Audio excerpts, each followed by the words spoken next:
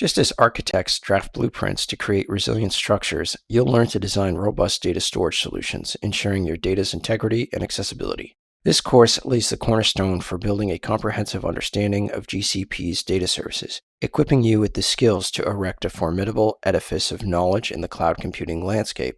In this course, I'll explore the world of Google Cloud Platform's data management, covering everything from storage architectures to data lake best practices. I'll discuss how to choose and manage storage services, design data models for warehouses, and normalize data. Discover how data access shapes warehouse architecture, explore GCP data lakes, and master cost control and access best practices. Gain proficiency in data processing, monitoring on GCP, and constructing a data mesh with robust governance. Perfect for those aiming to harness the potential of GCP's data services. This course is one of a collection that prepares learners for the Google Professional Data Engineer exam.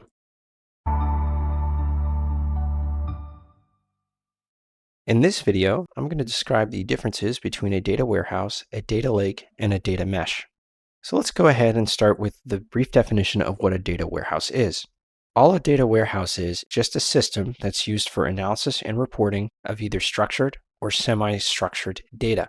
So it's just a central repository, think of it like this, for multiple sources.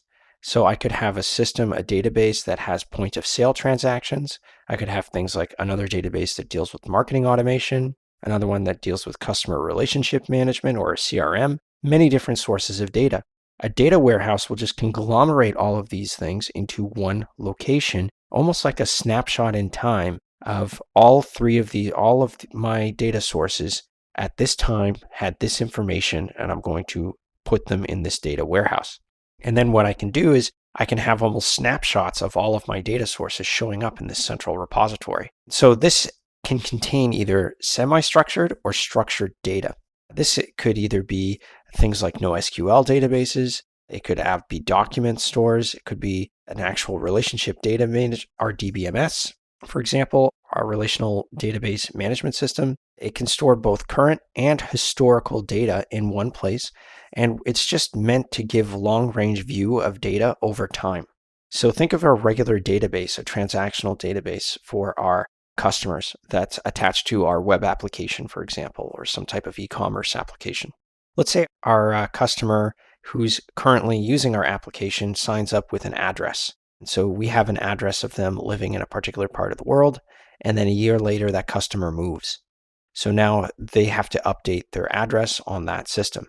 Our data warehouse will be able to track not only the user's current address that's logged into that RDBMS, but it can also log all of the customer's historical addresses, where they've been since they've signed on with the product or the tool that they're using. And this is really important when we do things like analysis.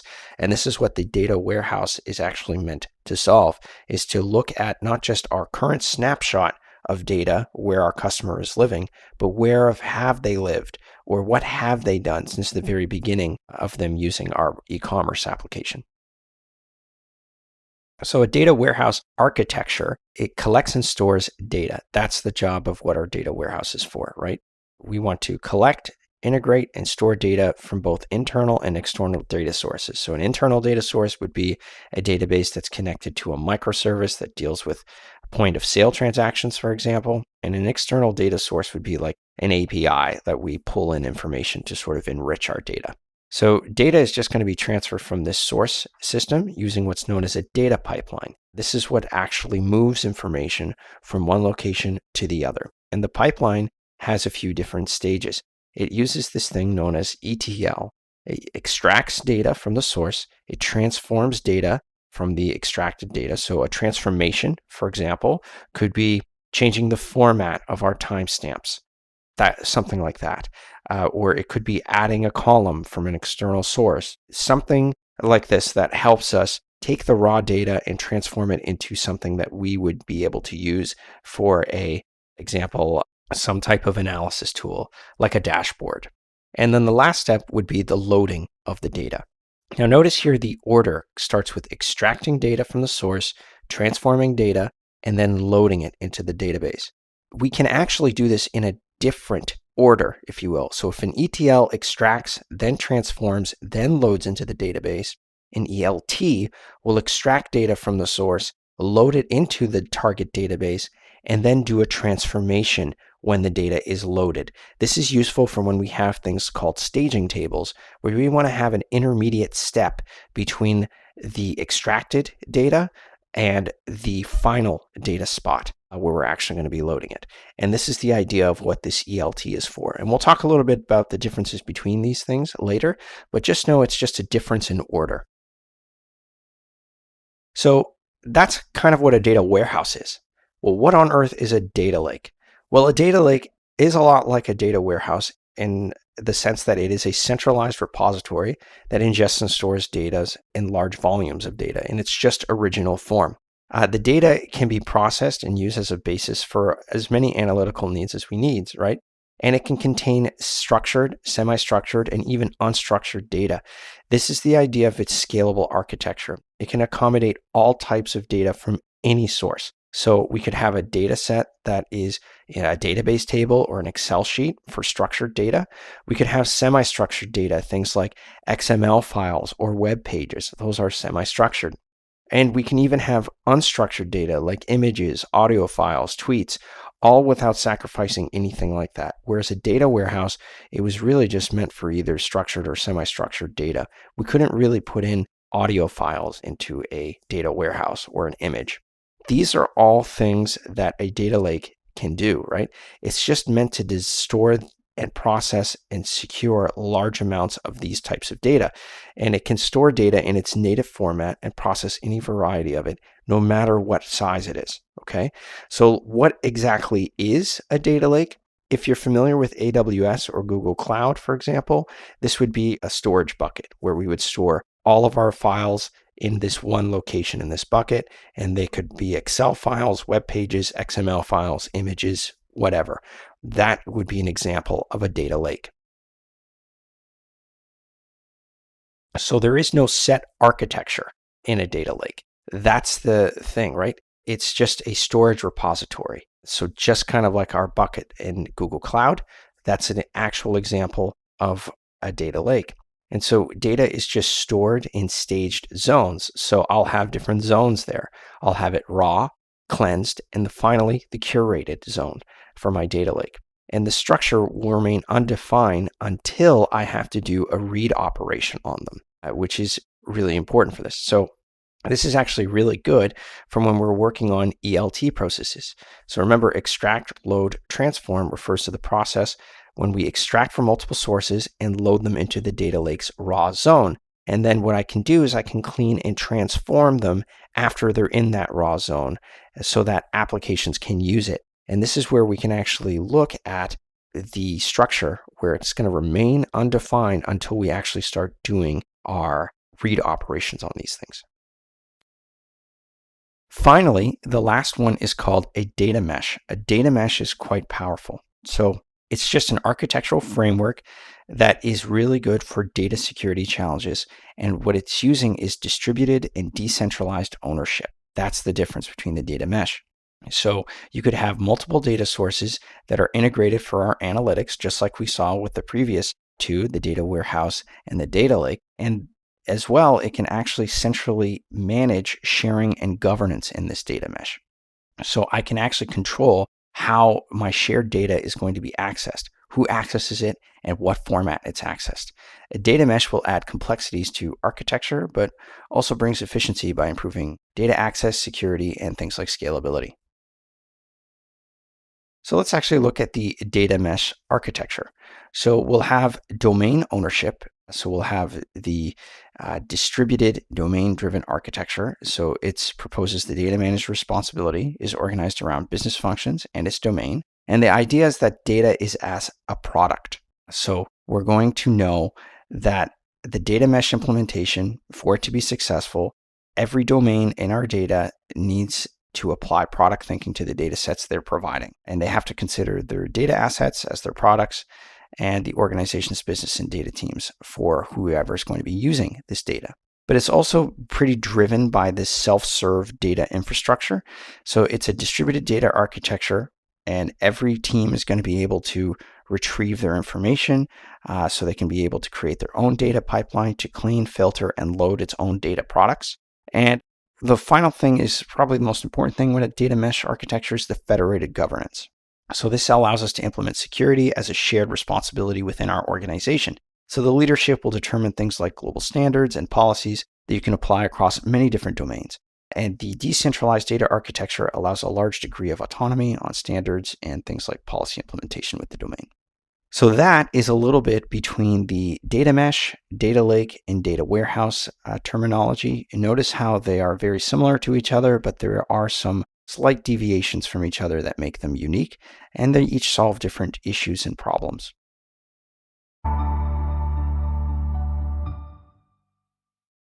In this video, I'm going to define the process of defining a data warehouse that has an architecture, as well as normalization and data models needed to meet certain business needs. So there's a few different approaches when it comes to building a data warehouse, and we have to first start with the following layers. One layer here is we're going to be talking about the data source layer.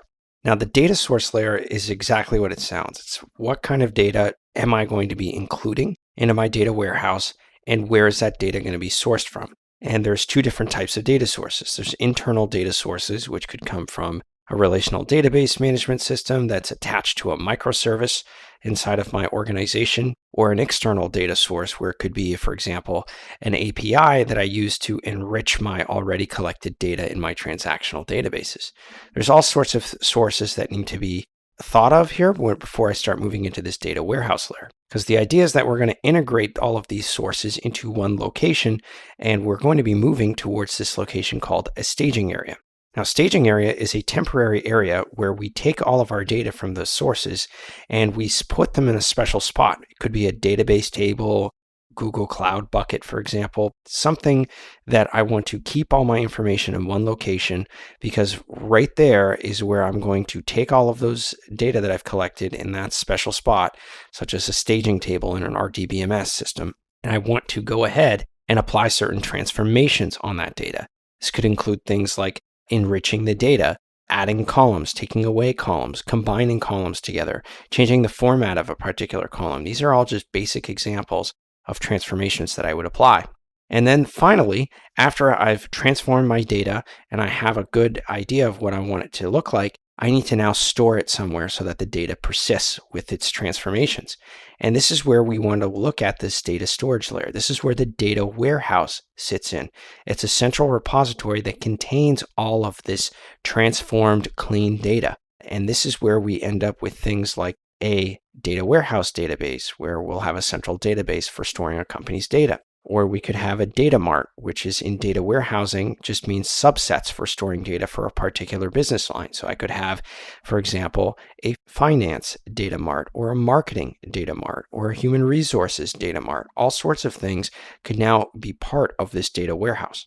Now, the data in this data warehouse and the data marts can be queried via some querying tools like SQL or data mining tools, or we can even attach Power BI, some type of dashboard visualization for reporting. And this is basically the essence of how data warehousing works.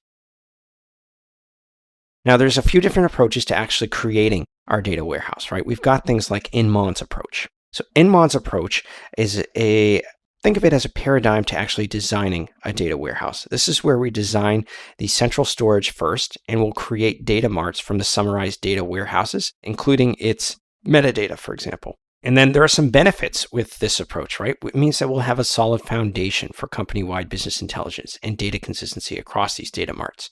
But there are some drawbacks associated with Inmod's approach, in the sense that there's high initial cost and considerable time to build these things. They're not easy.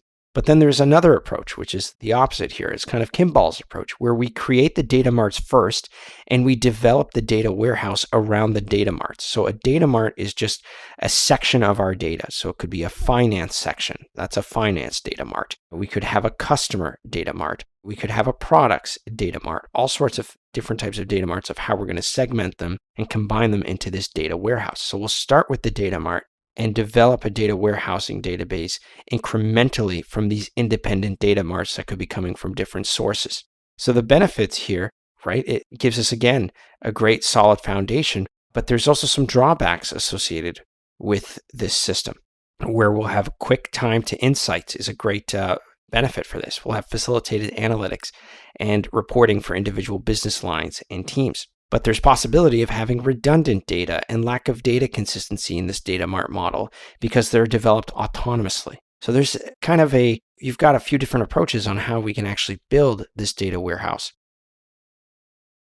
But this is the essence of understanding what data architecture means. So when we talk about data within a specific data warehouse, you'll notice that there's going to be a pattern or an architecture at various levels of our data. So we could have, the most important information are going to be commonly the most stimulating information. So you'll have numerous data points as it's saved at the lowest method of granularity. So you'll see here that I'll have a current detail level that kind of summarizes this order detail data.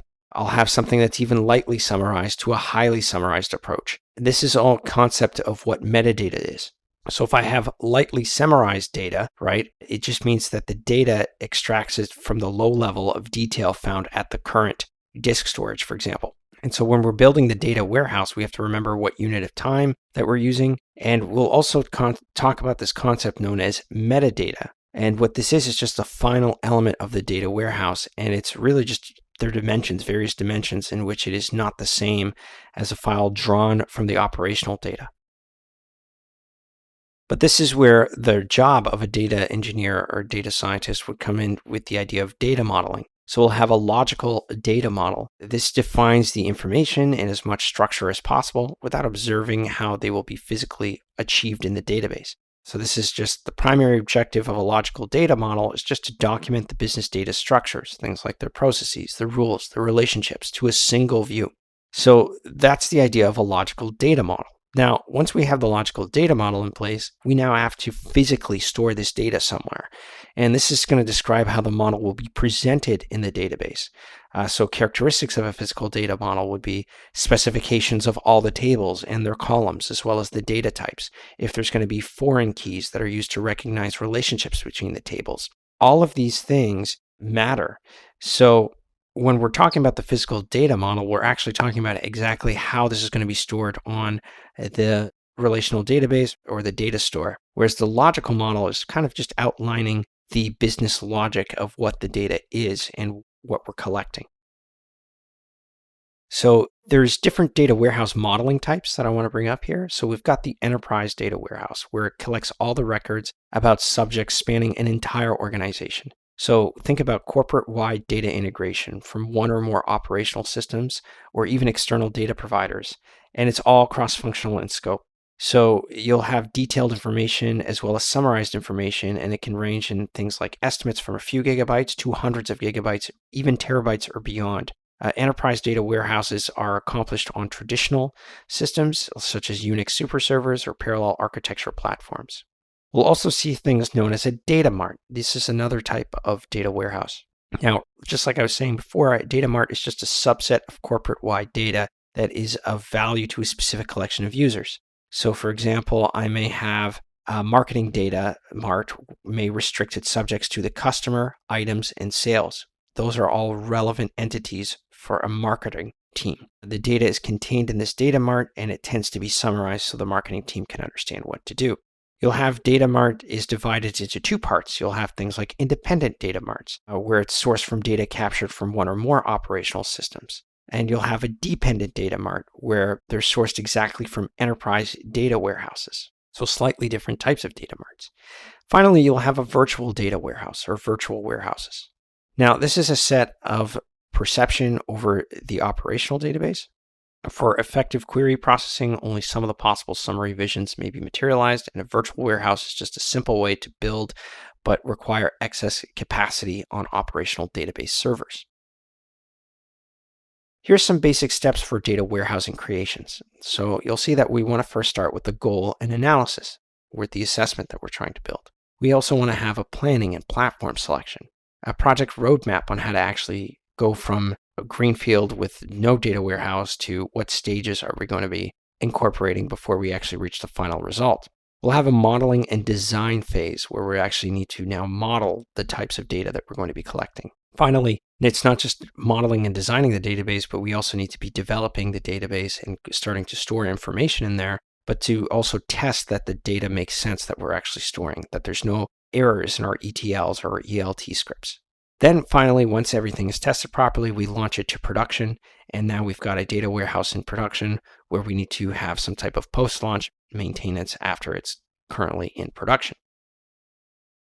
Here's a basic architectural diagram for building a data warehouse with BigQuery. Now, BigQuery is just a service that's offered by Google Cloud, and it just allows us to actually take information that we have on multiple sources and put them all in one location into a data lake, such as cloud storage, and then we can actually feed these data points through cloud functions into a BigQuery data warehousing table, where we can have things like visualization tools like Looker Studio, or we can query the data directly inside of BigQuery. That's the idea of this solution architecture. Data will first get to a cloud storage bucket. Cloud functions will facilitate the data movement from the bucket to the BigQuery tables. Data is going to be loaded from BigQuery from an external system, and then data is going to be transformed in BigQuery using basic stored procedures, where visualization tools can actually visualize these queries that BigQuery is generating. And that is how we can actually use data warehousing and data warehousing model types. In this video, I'm going to describe normalization and the choices that we make with regard to data in a data warehouse. So let's first understand what data normalization is. Well, there's a few different approaches to data normalization, but data normalization just refers to the process of organizing data so that it's consistent across all records and fields. And it does this by making sure that the entries are cohesive, resulting in better data cleansing, lead creation, and segmentation with our data. All normalization means is that we're removing the unstructured data. By removing the unstructured data, we're removing things like redundancy, such as duplicates, to ensure logical data storage. Data normalization is done correctly. It makes sure that everything is going to be standardized and no duplicates are in our data. So one piece of information is represented only once when the data is normalized, rather than it being in different tables. One table will contain the piece of information, and we know where to go to get that information if we need it. It applies to the recording of things like URLs or contact names or street locations, phone numbers. These are very standardized data fields and can be quickly grouped and read together. There's reasons why we need data normalization. Well, it obviously will improve our functionality. We have much better business function when we have our information in logical containers so that we can retrieve them. There's also going to be better data transmission as well, so I can actually see exactly where my information is coming from and where it can go. And then another thing is that it adds for more efficient analysis. By grouping things in logical ways, I can analyze things a lot more efficiently without including the fear of duplicates. So there's different types of normalization. First type is called the first normal form, or 1NF. This is a table that is in first normal form, contains no repeating groups, and essentially each field or column in a table must contain only indivisible values, and each record needs to be unique. I liken to this as an analogy as 1NF like organizing our laundry. Each time we have each item, could be a sock or a shirt, should be in its own place rather than being mixed up in one drawer. Just as each drawer should contain only one type of clothing, each column in our table should contain only one type of data. The second normal form is important as well. A table is in second normal form 2NF if it is in the first NF, and all non-key attributes are fully functional dependent on the primary key.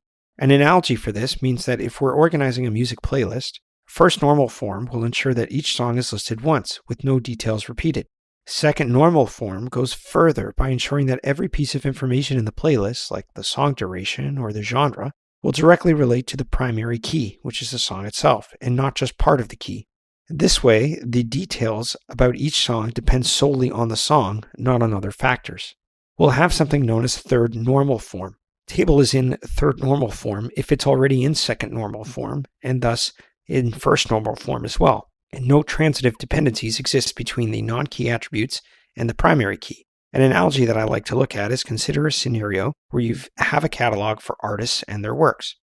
In second normal form, we see that each piece of art's details would be fully dependent on the artwork ID, whereas the Third normal form ensures that all information in the catalog is only dependent on the artwork ID and not indirectly through another non-key attribute like the artist's birthplace, dependent on the artist's name and rather than the artwork ID. Finally, there's the Boyce-Codd normal form, or BCNF. A table is in this form if it's in the third normal form and for every one of its non-trivial functional dependencies.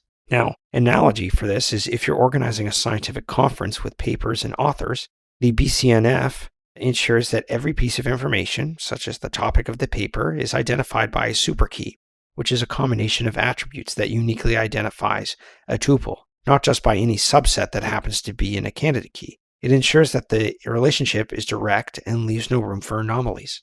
So that is basically the types of data normalizations. We'll also have ACID properties in normalization. First thing is called atomicity. This means that it's all or nothing. When we update occurs to a database, for example, either all of the entries are going to be updated or none of them will be updated, and it'll become available to anyone beyond the user. This updated database is called a transaction, and it either has a commit or an abort. Consistency is really important. It ensures that any changes to values in an instance are consistent with changes to other values in the same instance. Isolation is really important in ACID as well. It's an anomaly needed when there are concurrent transactions. Concurrent transactions are transactions that occur at the same time, such as shared multiple users accessing the shared objects. An important concept to understand in isolation through transactions is this concept of serializability. Transactions are said to be serializable when the effect on the database is the same and when the transactions are executed in serial order or in an interleaved fashion. Finally, there's durability. Maintaining updates of committed transactions is important. These updates must never be lost, and this is the ACID property of durability that addresses this need. It just refers to the ability of the system to recover committed transactions if the system or the storage media fails. This is the essence of what ACID is in normalization. Let's talk a little bit about the key advantages of data normalization. Well, we know that there's going to be an inaccuracy removal. Obviously, by normalizing our data, we can identify where these inaccuracies are and remove these data duplications or redundancies in our data. We'll also have improved system operations. By sort of removing these inaccuracies and redundancies, our system is just going to be a lot more lightweight and it's going to be more responsive. There's enhanced organizational operations as well, where we can make the most of our data and invest in data collection at higher, more efficient levels with this normalization. You'll also see that software as a service scenarios come into play.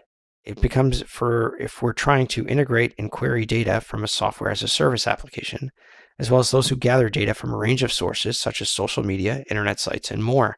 This is where SaaS can come into a play for this. And these are just some of the advantages when it comes to data normalizations, as well as ACID and the different types of normalization.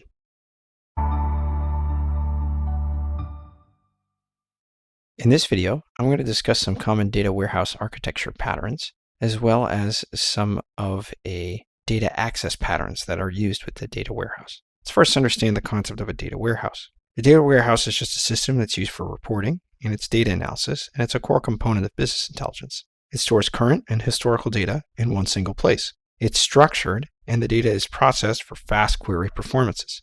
We'll also have a data lake. It's a large storage repository that holds a vast amount of raw data in its native format until it's needed. Usually on Google Cloud, that's done in the Google buckets. It's optimized for storage of big volumes of data and handling various data types, but it's not optimized for performance. This is where we have the data lakehouse. It's kind of the best of both worlds. It's pretty new in the data management architecture, and it combines the elements of data lakes and data warehouses. It seeks to provide the fast data handling and storage capabilities of a data lake and the schema enforcement and performance optimization of a data warehouse.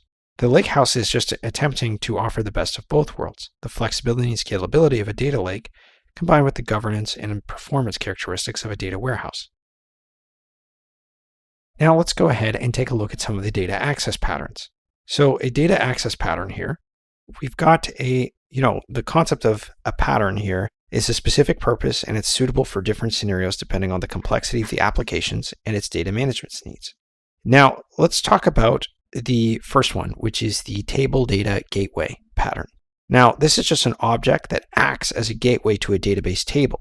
One instance handles all the rows in the table. It's responsible for basic CRUD, stands for create, read, update, and delete operations in the database. Row Data Gateway is a little bit different. A row data gateway holds the data about a single row in the database. It's also responsible for CRUD operations, but only for that specific row, whereas the table data gateway is responsible for CRUD operations for all of the table. This is just meant for a single row. Think of this analogy as the receptionist for an entire building. If the table data gateway is the receptionist for the entire building, a row data gateway is like having a personal assistant for each individual person in the building.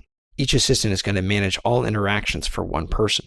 Now, the data mapper is a layer of software that separates the in-memory objects from the database. Its responsibility is to transfer data between the objects and the database while keeping them independent of each other and their mapper itself. This is just as a translator who works between a non-English speaking worker and an English speaking manager. The worker and the manager will do their jobs without needing to speak each other's language directly because the translator, in this case the data mapper, is going to handle all communications between the two. There's also another one known as active record. Now, an active record is an object that wraps a row in a database table or view and encapsulates the database access, and it adds domain logic on that data. This is like a smart notebook that only contains your notes, but also knows how to save itself to the library or the database, and it finds itself among other books and makes changes to its content on its own. The data access object is another important tool.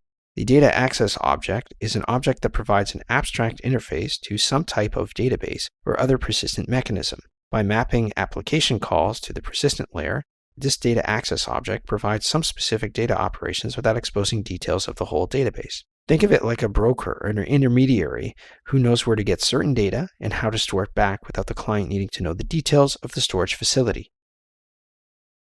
Here are some primary components of data warehouse architectures. A data warehouse architecture has a database. This is a crucial component of the warehouse architecture and refers to the database that houses all of our business data. But it has ETL or ELT tools. These tools will help transform the data into a single format, either on or off the data warehouse. ETL refers to the transformation of data away from the data warehouse. When it is done on the data warehouse, it is referred to as an ELT. There's also things like data warehouse metadata. Metadata just refers to the information about data stored in the data warehouse. I think of it as data on data. It contains tables, schemas, and data origins, among others. It tells me a little bit about the data and where it's from.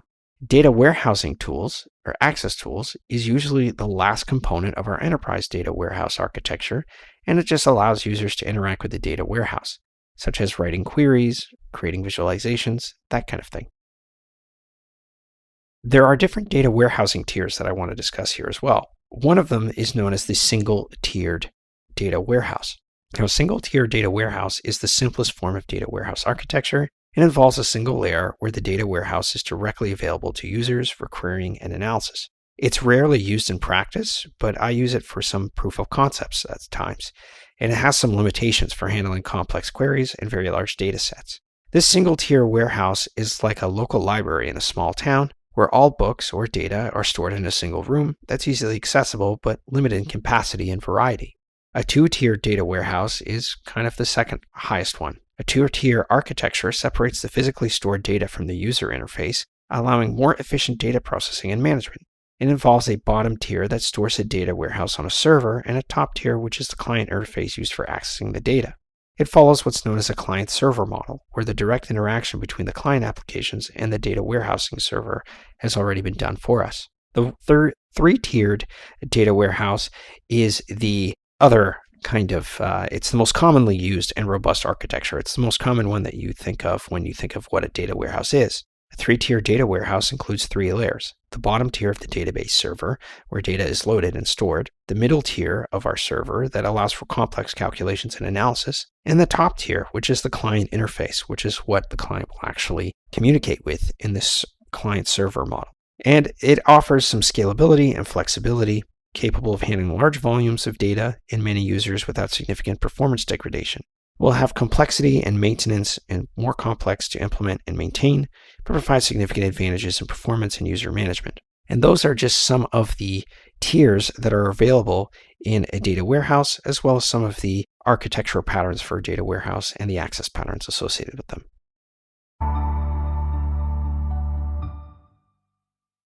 In this video, I'm going to identify the steps and processes that are associated with configuring data discovery in the Google Cloud Platform.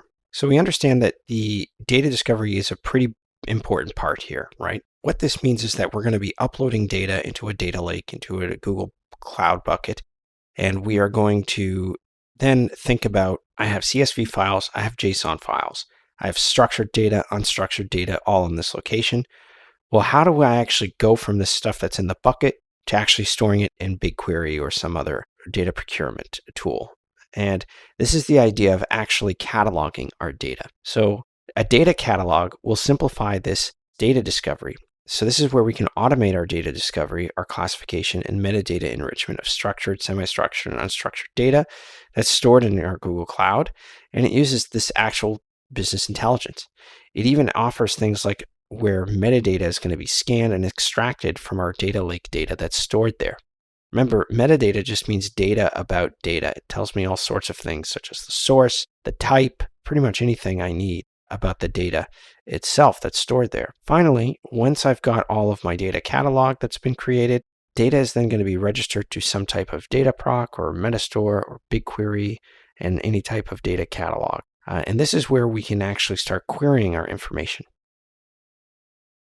Now, Dataplex and Data Catalog, there are some key features that are available for this. Obviously, there's an automated collection of metadata. That's a big one here. Metadata harvesting is the automated collection of our metadata descriptions from different sources to create useful aggregations of metadata and related services. There's also the automatic inference of our schema and creation of external tables, and it does that with structured data. So I can just give a CSV file and it'll know what the column names are called, what types should be in the columns, all sorts of things. It does this automatically. But the most powerful thing that it provides is being able to search. Dataplex will provide an intuitive search interface to search the assets by things like systems, lakes, zones, pretty much anything at all. And the way it does this is that each asset with Discovery in Dataplex that's enabled, it'll do a few things. First, it'll scan the data that's associated with the asset. It'll group structured and semi-structured files into their own tables, and it'll collect technical metadata such as table name, schema, and partition definition. And it supports a lot of different formats out of the box, such as Parquet files, Avro files, optimized row columnar or ORC files, JSON files with their new line delimited only, and comma-separated files with no comment row support. And these are the formats that if you put them in your data lake, it'll figure out exactly what's inside of them and where to store them and how to structure them. So discovery can be turned on or off, but it's on by default. You can have a discovery schedule, which is set to be run on a predefined schedule, such as hourly or daily, where new assets are scanned when they are added, but they can also be rescanned in case something changes. You can include or exclude a pattern. So if you have a folder that you want to exclude from discovery completely, you can do that.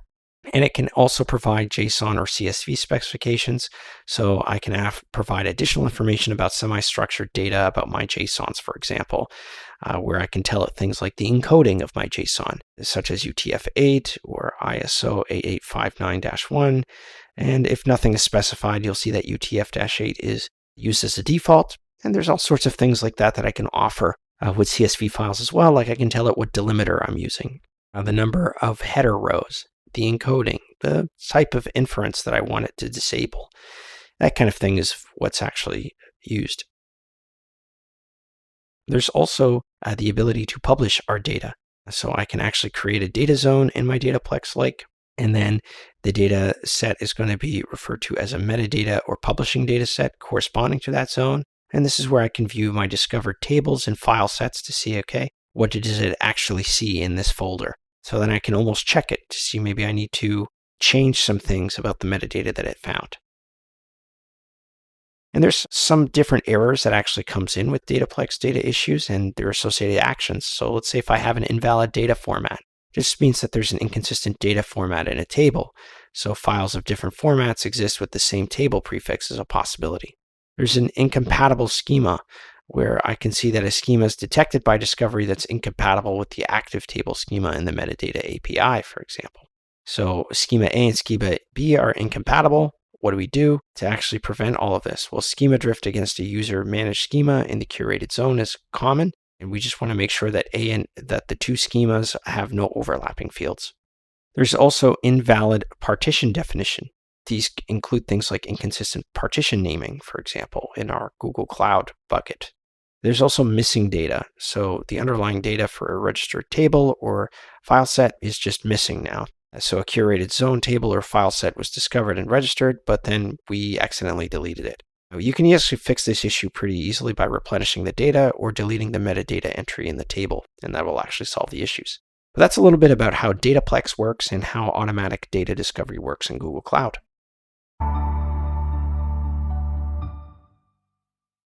In this video, I'm going to describe the best practices that can reduce the cost for a Google Cloud Platform's data lake. So we know that cost is really important when it comes to working in the cloud, and Google Cloud has some cost optimization best practices that we want to discuss. The first thing is making sure that we understand the billing and the cost management tools that are available to us in the Google Cloud Platform. So there are some tools that allow us to sort of understand exactly what the bill is going to be when I run a certain class of compute instance or data lake, or what the size is, or how it's going to increase in cost as the size of the data lake grows. And we want to leverage those tools. And this is where we'll end up with things like billing reports to get an at-a-glance view of our costs. And we can look at things like attribute reports as well to see exactly how to do this. And there's, Google Cloud has costs and GCP cost optimizers in the cloud that'll help us manage these deployments in the cloud for us. And we also make sure that we have to understand that the business model or the payment model, the cost model in cloud providers in general is that we're paying for the computational power that we use, that we need. And this actually applies to everything, not just with data lakes, including the idle virtual machines and disks that we're using. And so the easiest way to even reduce your Google Cloud Platform bill is to just get rid of resources that are no longer being used at all. And this is like, think about your proof of concept projects that have since been deprioritized, or you have instances that nobody bothered to delete. These are things that you want to do. And so Google Cloud offers several recommenders that can help us optimize these resources, and we want to leverage those in the cloud. We make sure that we optimize our cloud storage costs and performance with these tools. And so we make sure that we're not over provisioning any resources on the cloud. So when we run in your own data center, storage tends to get lost in your overall infrastructure costs, and it makes it harder to do paper cost management as well. But the cloud is where everything is billed as a separate line item. So you want to pay attention to things like storage utilization and configuration, and can result in substantial cost savings as well.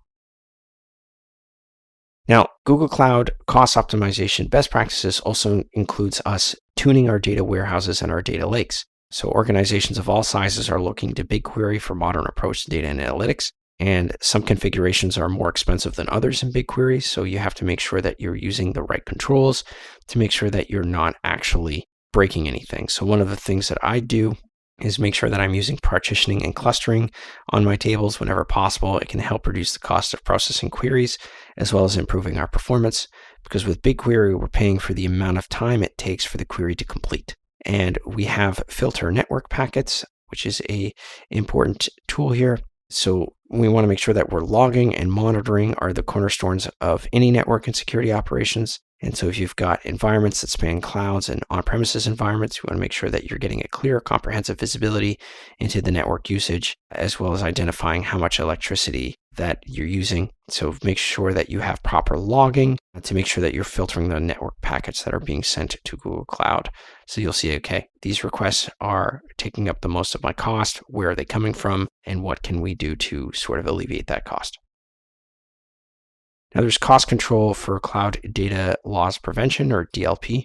Now, Cloud Data Loss Prevention's discovery service makes sure that we offers a continuous visibility into our projects and organizations. And so it can actually expand the service to cover things like BigQuery and BigLake with more cloud analytics services. It leverages different security products as well, and it prioritizes the cloud security by risk. And so it actually can be used with other security products, such as Security Command Center, and it can help us prioritize cloud security operations according to the risk that we're seeing them. So we'll have cost control for cloud data loss prevention. Also deals with some on-demand pricing. So you pay for the data that is profited, given profiled, and so you give your flexibility to scale as needed. The default option is good fit for customers with smaller deployments or wishing just to test on a small number of tables. Or you can actually work with a subscription-based pricing. Your purchases are a dedicated amount of capacity and monthly installments, and it gives you a fixed cost of your data security without any unpredictable pricing fluctuations, which is great. Now, what I use to estimate my capacity for my tools, so we want to make sure that the Cloud DLP's cost estimator at no cost has been expanded to cover both of the models that I just spoke about. So you want to leverage those as well. And so with the estimate, you can compare the cost of an on-demand versus subscription pricing. And so having this price model comparison is key to help you communicate to your stakeholders what the cost of these things will be. And there's also estimation metrics to see as these, seeing how the data model is going to grow or not grow. How does this actually vary with these metrics? Like, what is the cost going to be as my data starts to increase, my data size starts to increase? And then you can actually generate some graphs to help you to understand when switching models would benefit your organization. And there's actually comparing our pricing models is really important. So we know that the on-demand model adjusts up and down based on the amount of data that we have, but the subscription-based model is going to ensure that our cost is predictable and easy for us to handle. So it depends on what applications we're building, the size of our data, how much data we're going to be, the rate of writes to our data store that's going to increase or decrease depending on what it is I'm building. So I need to take those factors into account when describing between an on-demand model or subscription-based model to ensure cost predictability. And that's just some of the best practices that we can use to make sure that we're not breaking the bank when it comes to data lakes in Google Cloud.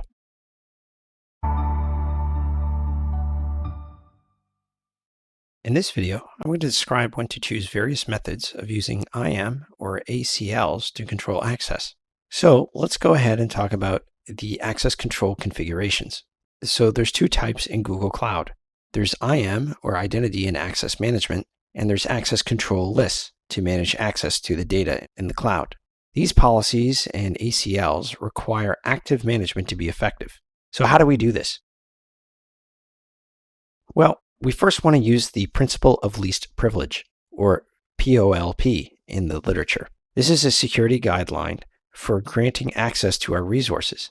We want to make sure that we grant the minimum necessary permissions for the user to do what they need to do. And this is the access of least privilege. We want to provide just enough for them to do their actual jobs. So if you want to share files with someone, you should grant them the storage.objectViewer role, because all they need to know is how to read the information. Or you can add them to the reader access control list permissions and not the storage.admin or owner access controls permissions list. So we want to make sure that we access control best practices, make sure that we do not grant IAM roles with the set IAM policy, because that's a big no-no. We also don't want to grant ACL owner permissions to unknown users as well. So because what will happen here is that it'll allow a user to change permissions and take control of our data. So you don't want to give them any type of owner role. You should use roles with these permissions only when you want to delegate administrative controls over objects and buckets. We also want to exercise caution when granting permissions for anonymous users just in general, and make sure that all users and all authenticated users should be used judiciously. We don't want to add those as well. Now, they're useful for some applications and scenarios, but it's not a good idea to grant all users certain permissions, such as IAM permissions, update, create, or delete, or the ACL's owner permissions. So some of the access controls best practices that I also want to include is we want to make sure that we delegate our bucket administrative control. So you should be sure that our resources can still be managed by other team members should they leave the group. So that's important. So to prevent resources from becoming inaccessible, make sure that you grant the storage admin IAM role for your project to a group instead of an individual. We also want to grant the storage admin IAM role for our project to at least 2 individuals, and grant the owner ACL permissions for your bucket to at least 2 individuals. This makes sure it ensures our resources can still be managed if one of these administrators will leave our group.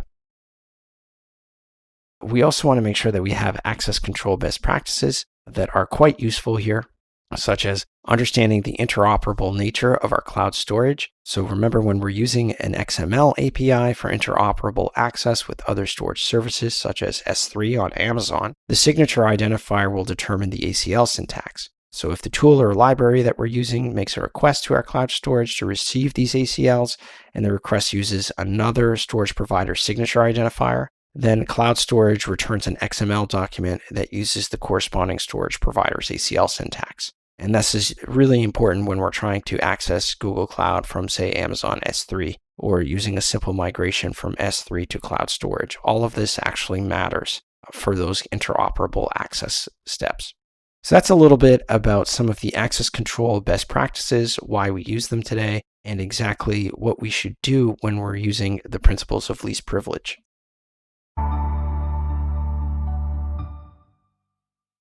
In this video, I'm going to talk about some of the tools that are used to process data in a GCP data lake for different end goals. So what is the whole key advantage of using a data lake? Well, we know that a data lake is meant to hold structured and unstructured data, or semi-structured data as well. But there are some advantages that go beyond that. So it handles large volumes of data, sure, and we can actually lower the total cost of ownership for our data if they're in this data store. It's actually much cheaper to hold them this way rather than in a structured format in a relational database management system. It also simplifies our data management because all we have to do is just click and drag the files into the bucket. And we can actually remove files if we don't want them in part of our data lake, and just remove the metadata, for example. There's all sorts of things that we can do when it comes to data management in a data lake that's much easier to do versus a traditional data warehouse. There's an artificial intelligence and machine learning use case as well. So it's very good to actually store these in data lakes so that our data scientists and machine learning engineers can start their research on how to actually build these types of models so that they can actually be deployed in production. We also have rapid analytics. Because our data can just be dropped in, it's much faster to read from. It speeds up our analytics process. There's no other extra steps that we have to do between data ingestion and actually querying our information. It's quite fast, and it has improved security and governance as well. There are some sort of use cases as well when it comes to data lake processing on the Google Cloud. So we understand that there's data flow, which is a unified stream and batch data processing that's serverless, fast, and cost-effective. And there's even things like BigQuery, which is also serverless, highly scalable, and cost-effective, but it's just meant for a cloud data warehouse that's designed for business agility so that we can actually query the information that we need and when. There's also Cloud Data Fusion, which is a fully managed cloud native data integration service that helps users efficiently build and manage things like ETL or ELT data pipelines. And we have Dataproc, which makes open source data and analytics processing fast, easy, and more secure in the cloud. Key products as well that I want to talk about on Google Cloud Storage, where we'll talk about Cloud Storage, which is this globally unified, scalable, and highly durable object storage model for developers and enterprises. There's a data lake modernization, where Google Cloud's data lake will allow us to securely and cost-effectively ingest, store, and analyze large volumes of diverse and fully fledged random data if we wanted to.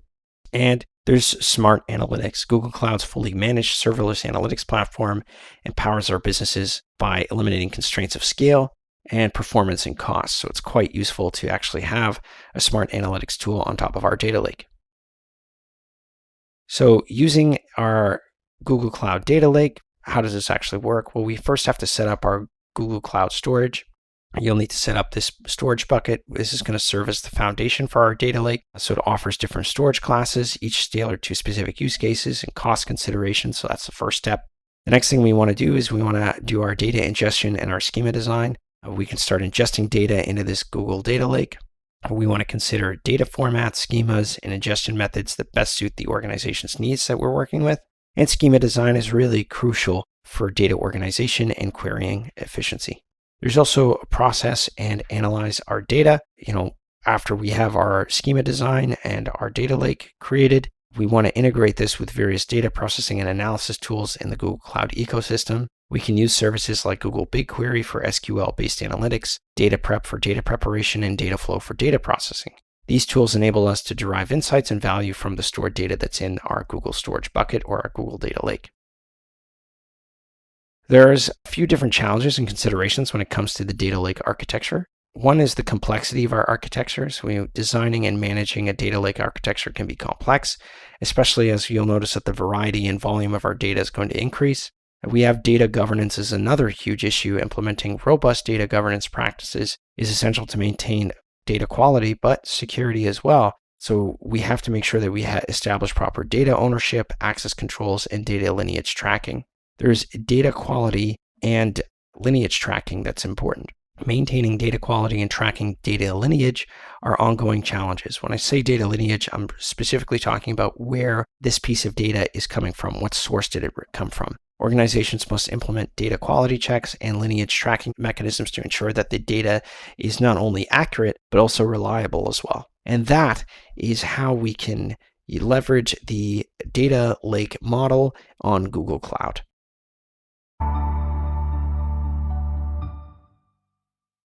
In this video, I'm going to list some of the tools and techniques that are used to monitor a GCP data lake. Let's first understand the importance of data lake monitoring and why we should be monitoring to begin with. Healthy data lakes are crucial for analytics. If our data lake is not healthy in the sense that we don't have proper indexing, we don't have any organization in that lake, what ends up happening is that our queries take much longer and it can be quite expensive. And the whole point of the data lake is to be agile with our analytics capabilities. So we want to make sure that we have a healthy data lake that's important for the analytics. They are necessary for making informed decisions. So if something takes longer for us to get information out of these data lakes, like I said, it can be expensive. We could be missing some opportunities. So to understand the process, we first have to make sure that we have to collect our needed data. And then we have to not just collect the data and store it inside of our Google Cloud storage bucket, but we need to actually run what's called a rules engine. Now, what is the point of this is that we've aggregated and processed data that's ready for analysis. This is an important rule for things for ensuring compliance. So let's say, we're holding health data. Well, there are certain rules on how we're supposed to hold health data inside of the bucket. So running a rules engine will allow us to generate some logs and see exactly if we're violating any of the HIPAA compliance issues. So this is really important for us to handle. Is this rules engine is so that this automated trigger will kickstart this monitoring process, and it eliminates the need for manual intervention and ensuring a continuous watchful eye over our data. And it's important for us to have. Now, what happens when this rule engine finds a violation to a compliance measure? Well, it has to alert an appropriate team members. So we have an alerting system either via email or Google Chat. So if you're using some type of Google Chat for your workplace, you can actually alert directly to that Google Chat place so that everyone has the same information and alerting when a violation occurs.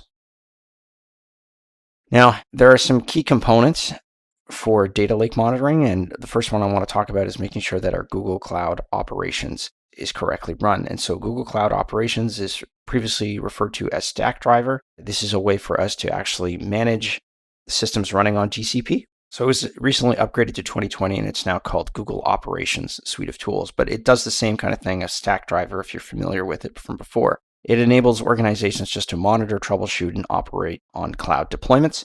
And it adds things like advanced observability features, including a debugger and a profiler. It's a great tool for this. And we have a Google Security Command Center is the next one. This gives enterprises visibility into their cloud assets across things like App Engine, Compute Engine, Kubernetes Engine, cloud storage, data store, all sorts of services that are offered by Google Cloud. So these Cloud Security Command Center will integrate directly with our GCP security tools like Cloud Security Scanner, and it prevents cloud data loss prevention. So the next thing is that we want to work with is BigQuery. Now, BigQuery just allows organizations to capture and analyze security data in real time.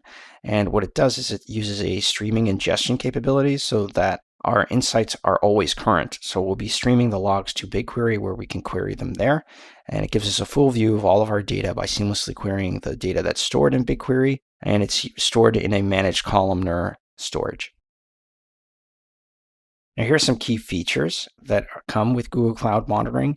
We have synthetic monitoring, which allows us to continuously track the performance of our web applications and APIs. And it's just using automated script-based tests. So we're monitoring for faulty behaviors such as regressions or broken features, high response times, really just anything unexpected that happens during the deployment. And we have service level objective or SLO monitoring. This automatically infers or custom define a SLO for applications and get alerted when these service level objectives violations occur. And we have another custom metric. It instruments your applications to monitor application and business level metrics via cloud monitoring. We'll also see we've got Google Cloud Console integration, which is quite important.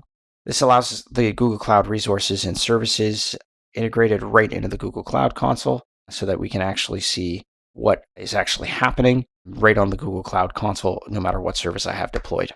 There's also a managed service for tools like Prometheus, so I can alert on different workloads using Prometheus, a software, without having to manually manage and operate Prometheus at scale. That's a great tool to allow us to get alerting on different services on the Google Cloud. We have an ops agent as well. So this is deployed on our virtual machines on Google Cloud, and it's just meant to collect detailed metrics and logs from things like applications and systems. And there's a whole different suite of ops agents that we can install depending on the operating systems of our VM.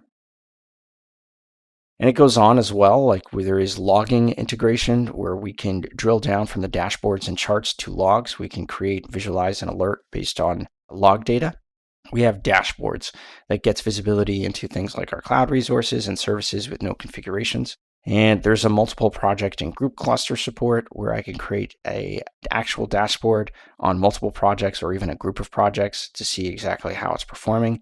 I can actually group things based on tags or security groups or projects, regions, accounts, really anything I choose. I can use those relationships to create these dashboards and take a look at what's happening over that group that I've defined. And alerting, configuring alerting policies to notify when these events occur on our particular system is really important. We can receive notifications via email, SMS, Slack. Many different services are enabled and supported. And there's uptime monitoring where I can monitor the availability of my internet accessible URLs via virtual machines, APIs, really anything that's available through the web.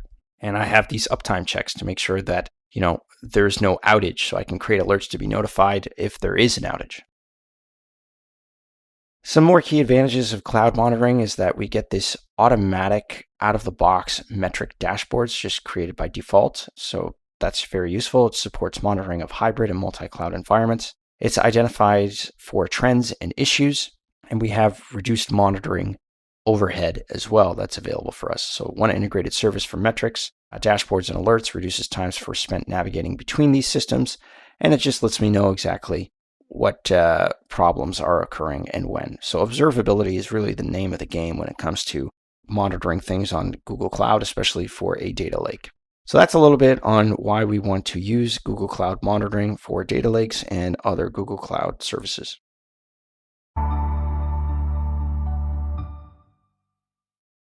In this video, I'm going to describe the tools used to build a GCP data mesh, and it's just based on whatever business requirements we decide to create. So what is a data mesh? Well, a data mesh is just a modern data architecture concept that emphasizes decentralization of data ownership and architecture. Instead of maintaining something like a centralized data warehouse or a lake, where all data processing and governance are just centralized in this one location, data mesh is just designing a system where data is managed as a product by different teams. So this is where we can actually have different data products. That's a logical container or grouping or one or more related data resources. And these data resources is just a physical asset in a storage system. So think of them as files or folders. They're directories, which hold structured data or stores a query that yields structured data. And then there's data attributes. So what is a data attribute? This is just a field or an element of a data resource. So let's take a look at a very kind of complicated data mesh architecture system. This is exactly what's happening here. You'll see that we've got a central service where we've got management and discovery. So the management obviously contains things like our access control and access policies and just reservations with BigQuery. And our discovery deals with things like catalog for Dataplex, Search UI for Cloud Run, or even docs to control Google Drive, right? To have Google Drive for docs. Now, what happens here is I've got some producers of data, right? I've got some data sources that could be like inventory tool that has some operational data that sends this over to a native storage in BigQuery to get some curated data. There's all sorts of things that I can be producing some data there. And, what ends up happening is that this data is going to be sent out here to consumers where there's reports consumers, right? So I can be listening for my data sources in data domain 1 with an SQL engine with BigQuery, and I can just have Looker attached to it. I can have a data science consumer or a data analytics consumer that is then just doing some reads from this source of data. So there's all sorts of things that are useful, but the idea is that I have their own segmented kind of mini data warehouses for each individual data domain, and I can then just retrieve that data domain and kind of show each different consumer of data will be able to access their own particular domain of data to be able to produce things either for data analytics or data science or a report for business. Now there are 4 primary functions. We have a data domain-based producer teams. These create and maintain data products over the lifecycle of the product, and they're often referred to as data producers. There's data domain-based consumer teams, and these discover data products and use them in various analytics applications. So these teams consume data products to create new data products. So they could be data scientists, data engineers, data analysts, that kind of thing. So we refer to these teams as data consumers. There's also a central data governance team as well. So this defines and enforces data governance policies among data producers and ensures high data quality. We have a central self-service data infrastructure platform team. This provides a self-service data platform for data producers. This team will provide things like tooling for central data risk discovery and data product observability that both data consumers and data producers use. So there are some key considerations for planning a data mesh. So it ensures funding is in place is really important. These things are expensive. So you have to make sure that the cost for the data mesh is justified for your business case. Another thing is you want to make sure that you define a minimum viable platform for the data mesh. So you have to try and pilot and iterate with one or more business cases.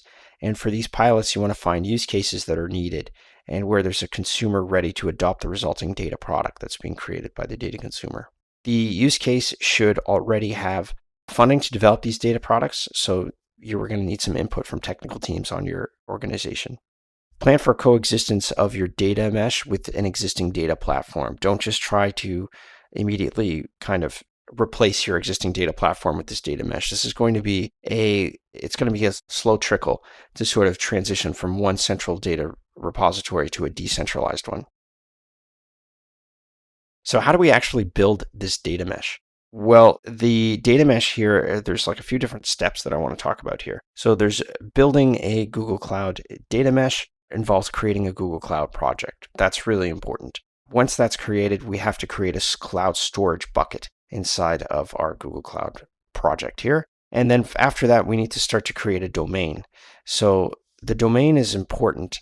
Domain is just allow us to give us a URL for this bucket, for this actual data mesh that we're going to be able to use. So once we get this domain ready, we are now going to have a kind of a URL for somebody to kind of query, to use that URL to be able to query information out of the data mesh. So we need to make sure that that domain is connected.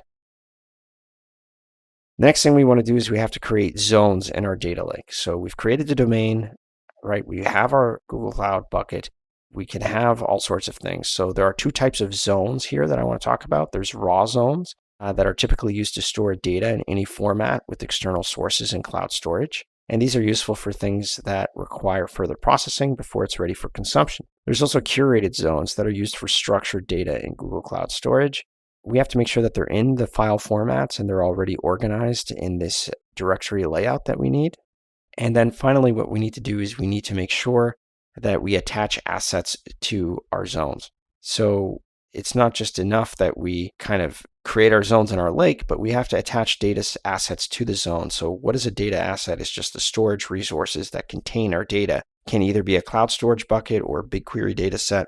It's really the final step for this data mesh architecture. And finally, when we're done this, we want to make sure that we are cleaning up And so we have to avoid incurring charges on our Google Cloud account for our resources.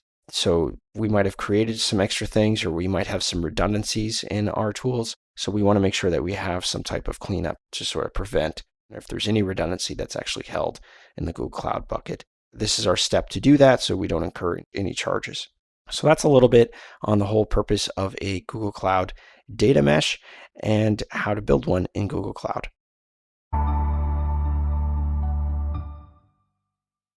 In this video, we're going to devise some segmentation options that integrate with the federated governance plan to ensure the security of a data mesh from end to end. Let's first understand the concept of the data mesh federated governance. Well, the whole purpose of federated data governance, it just makes sure that we automatically, with distributed teams, can own the data within a certain domain while meshing others for a true data mesh. So this is all about team domain data ownership. So we start with the domain and we start giving off different ownerships based on that domain. So this federated governance is really just an organizational concern. This whole objective is just to ensure that the independent and autonomous team, which own all of our data products within the mesh, can actually work together.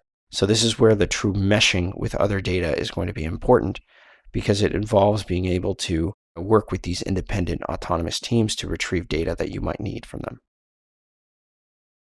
So the data mesh federated governance is typically organized in all team members are involved in this data mesh will typically be organized in this, and it consists of representatives from all of these teams taking part in this data mesh.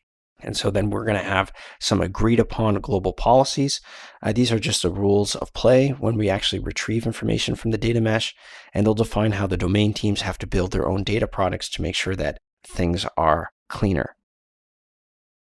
There's also interoperability policies that we have to talk about. So they allow other domain teams to use data products in a consistent way. So I can have global policies that could define the standard way to provide data as a CSV file on AWS S3 in a bucket owned by a corresponding domain team, so that we can have interoperability between cloud providers. There has to be some form of documentation to discover and understand available data products. That's really important for this. So a simple policy for this could be like a wiki page or some type of Confluence page with a predefined set of metadata, such as owner of the data product, location URL, and subscriptions of the CSV files. There's also things like role-based access that I want to discuss. So a uniform way to access the actual data product in a secure way could be used using role-based access in IAM, and it could be managed by the domain team as well. And we have things like privacy and compliance, which are also common. So think about protection of personality, identifiable information. These are all really important for us to actually make sure that our data mesh policies are included here. There are some standard policies that I also want to discuss. So there's contracts and schemas. We have to make sure that our contracts and schemas are defined. So one important task is to ensure that our data attributes is represented identically across all of our domains.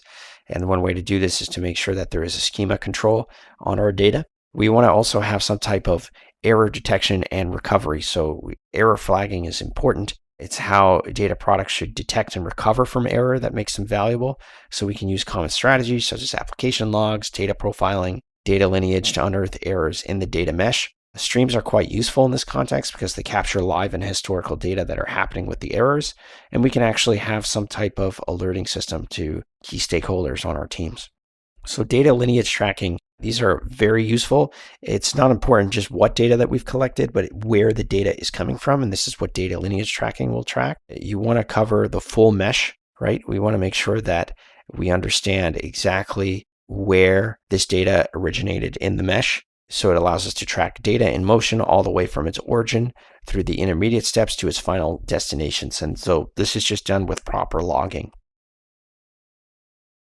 So another thing I want to talk about here is that, when we're talking about federated governance, we need to start by being realistic, by being a little pragmatic.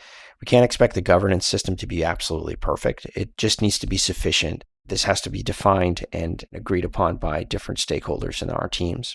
We have to embrace the philosophy of governance. It's more of an ongoing organizational process than a technology. We have to make sure that we understand the whole purpose of our data governance policy is to ensure that we provide proper data quality. And so we have to, as a team, embrace that philosophy. We have to also exercise things like caution with centralized models. These are things that you will need to centralize, but you have to make sure that we have to be aware of these centralized data models that can become too slow to change. So we use process and tooling to make sure that we are trying to decentralize as much as possible with the data mesh. So those are just some of the best practices for federated governance when it comes to data mesh policies.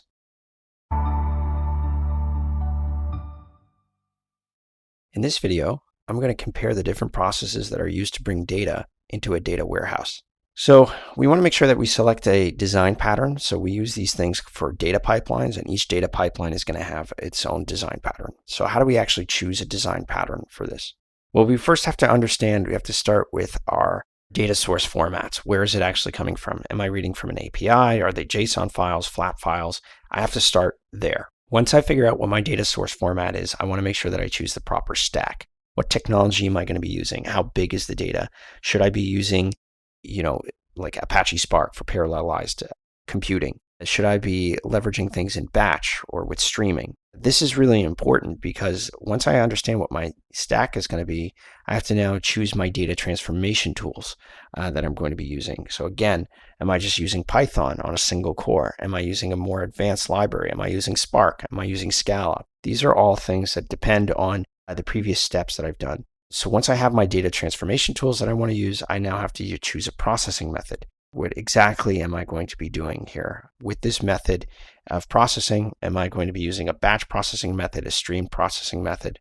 That's really important for us. Then once I have this data cleaned and ready to go, I have to manage that change data. And then I have to decide how my changes are going to be captured. So I want to be able to keep a log of all of the transformations I've done on this raw data set. So there are different processing methods that I want to discuss, and this is the one that's either called an ETL, which is just meant to extract data, transform it, and then load it into a target destination. Or there's also an extract data and load it into an intermediate data location, and then transform it from that intermediate data location to an actual target of a data transformation. So these two pipelines have different things, different use cases.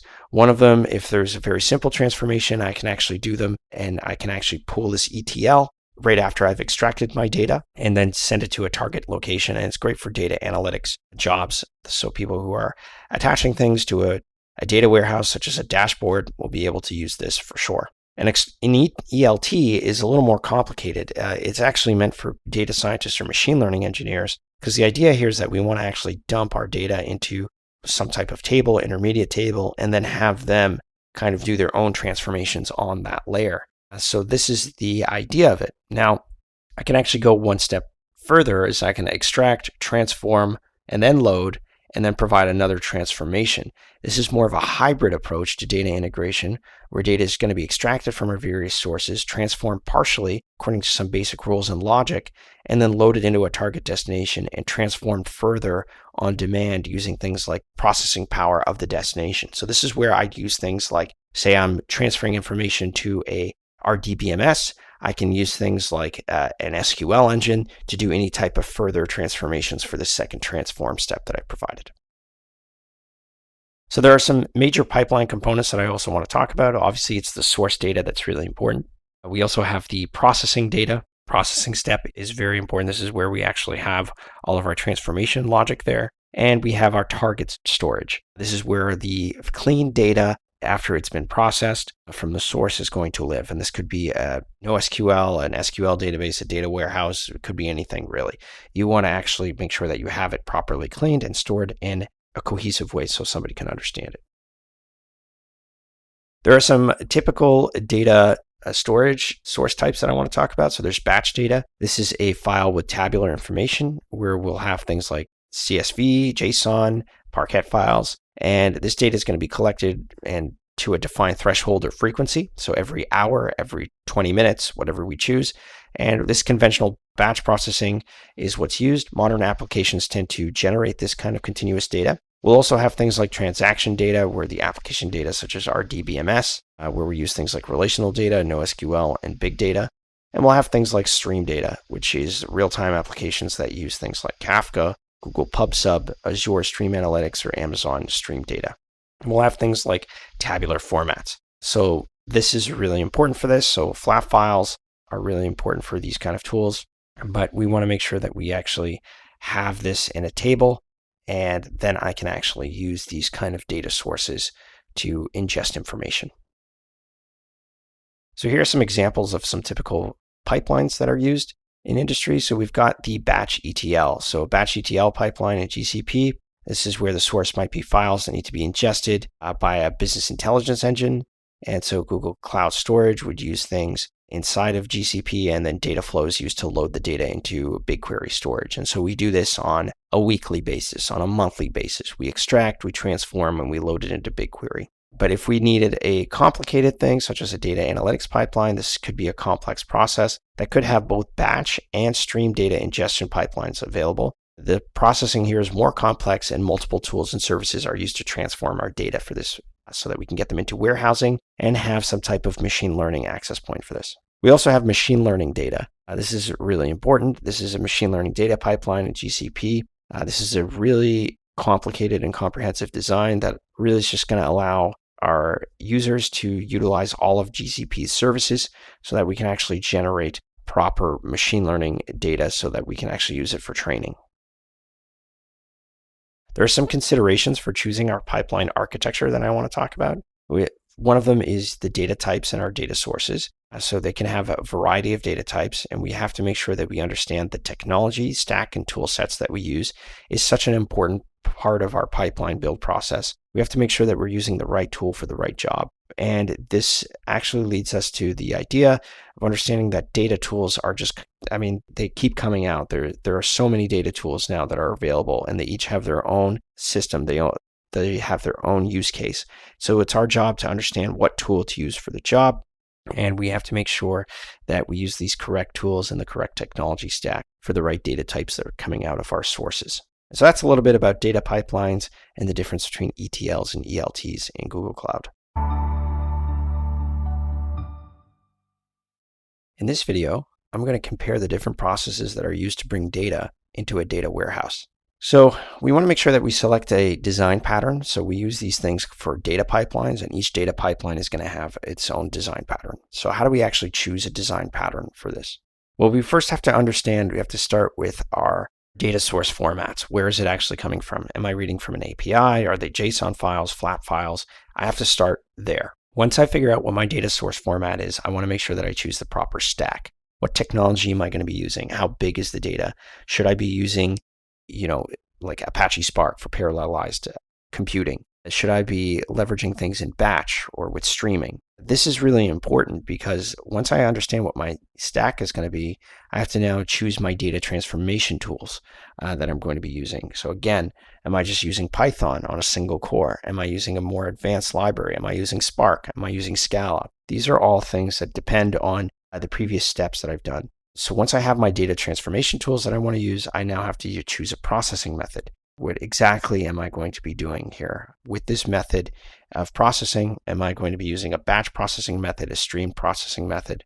That's really important for us. Then once I have this data cleaned and ready to go, I have to manage that change data.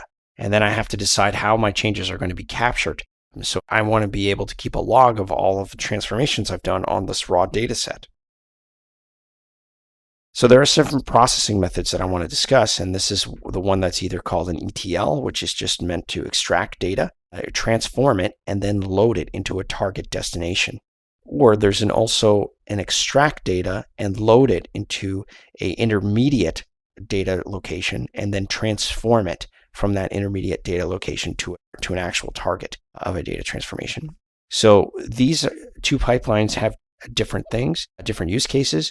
One of them, if there's a very simple transformation, I can actually do them, and I can actually pull this ETL right after I've extracted my data and then send it to a target location. And it's great for data analytics jobs. So people who are attaching things to a data warehouse, such as a dashboard, will be able to use this for sure. And an ELT is a little more complicated. It's actually meant for data scientists or machine learning engineers, because the idea here is that we want to actually dump our data into some type of table, intermediate table, and then have them kind of do their own transformations on that layer.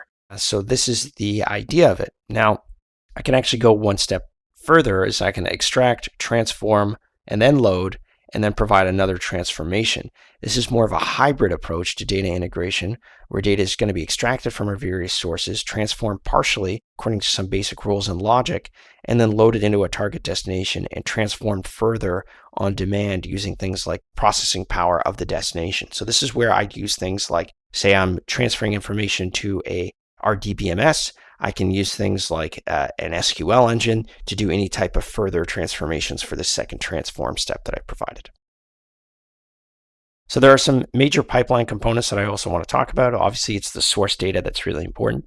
We also have the processing data. Processing step is very important. This is where we actually have all of our transformation logic there. And we have our target storage. This is where the clean data after it's been processed from the source is going to live. And this could be a NoSQL, an SQL database, a data warehouse. It could be anything really. You want to actually make sure that you have it properly cleaned and stored in a cohesive way so somebody can understand it. There are some typical data storage source types that I want to talk about. So there's batch data. This is a file with tabular information where we'll have things like CSV, JSON, Parquet files, and this data is going to be collected and to a defined threshold or frequency. So every hour, every 20 minutes, whatever we choose. And this conventional batch processing is what's used. Modern applications tend to generate this kind of continuous data. We'll also have things like transaction data, where the application data, such as our DBMS, where we use things like relational data, NoSQL, and big data. And we'll have things like stream data, which is real-time applications that use things like Kafka, Google PubSub, Azure Stream Analytics, or Amazon Stream Data. And we'll have things like tabular formats. So this is really important for this. So flat files are really important for these kind of tools, but we want to make sure that we actually have this in a table, and then I can actually use these kind of data sources to ingest information. So here are some examples of some typical pipelines that are used in industry. So we've got the batch ETL. So batch ETL pipeline in GCP. This is where the source might be files that need to be ingested by a business intelligence engine. And so Google Cloud Storage would use things inside of GCP, and then data flow is used to load the data into BigQuery storage. And so we do this on a weekly basis, on a monthly basis. We extract, we transform, and we load it into BigQuery. But if we needed a complicated thing, such as a data analytics pipeline, this could be a complex process that could have both batch and stream data ingestion pipelines available. The processing here is more complex, and multiple tools and services are used to transform our data for this so that we can get them into warehousing and have some type of machine learning access point for this. We also have machine learning data. This is really important. This is a machine learning data pipeline in GCP. This is a really complicated and comprehensive design that really is just going to allow our users to utilize all of GCP's services so that we can actually generate proper machine learning data so that we can actually use it for training. There are some considerations for choosing our pipeline architecture that I want to talk about. One of them is the data types in our data sources. So they can have a variety of data types, and we have to make sure that we understand the technology stack and tool sets that we use is such an important part of our pipeline build process. We have to make sure that we're using the right tool for the right job. And this actually leads us to the idea of understanding that data tools are just, they keep coming out. There are so many data tools now that are available, and they each have their own system. They have their own use case. So it's our job to understand what tool to use for the job.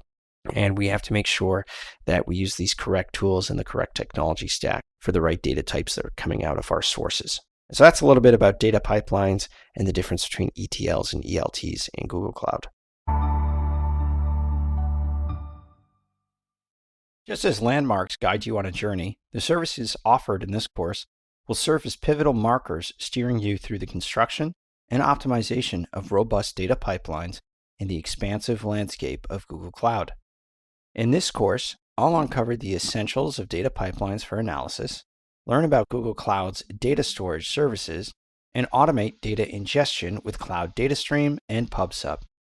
I'll delve into Hadoop and HDFS, compare Apache Kafka with Google services, and explore use cases for Cloud Data Fusion, Dataproc, Dataflow, and Beam.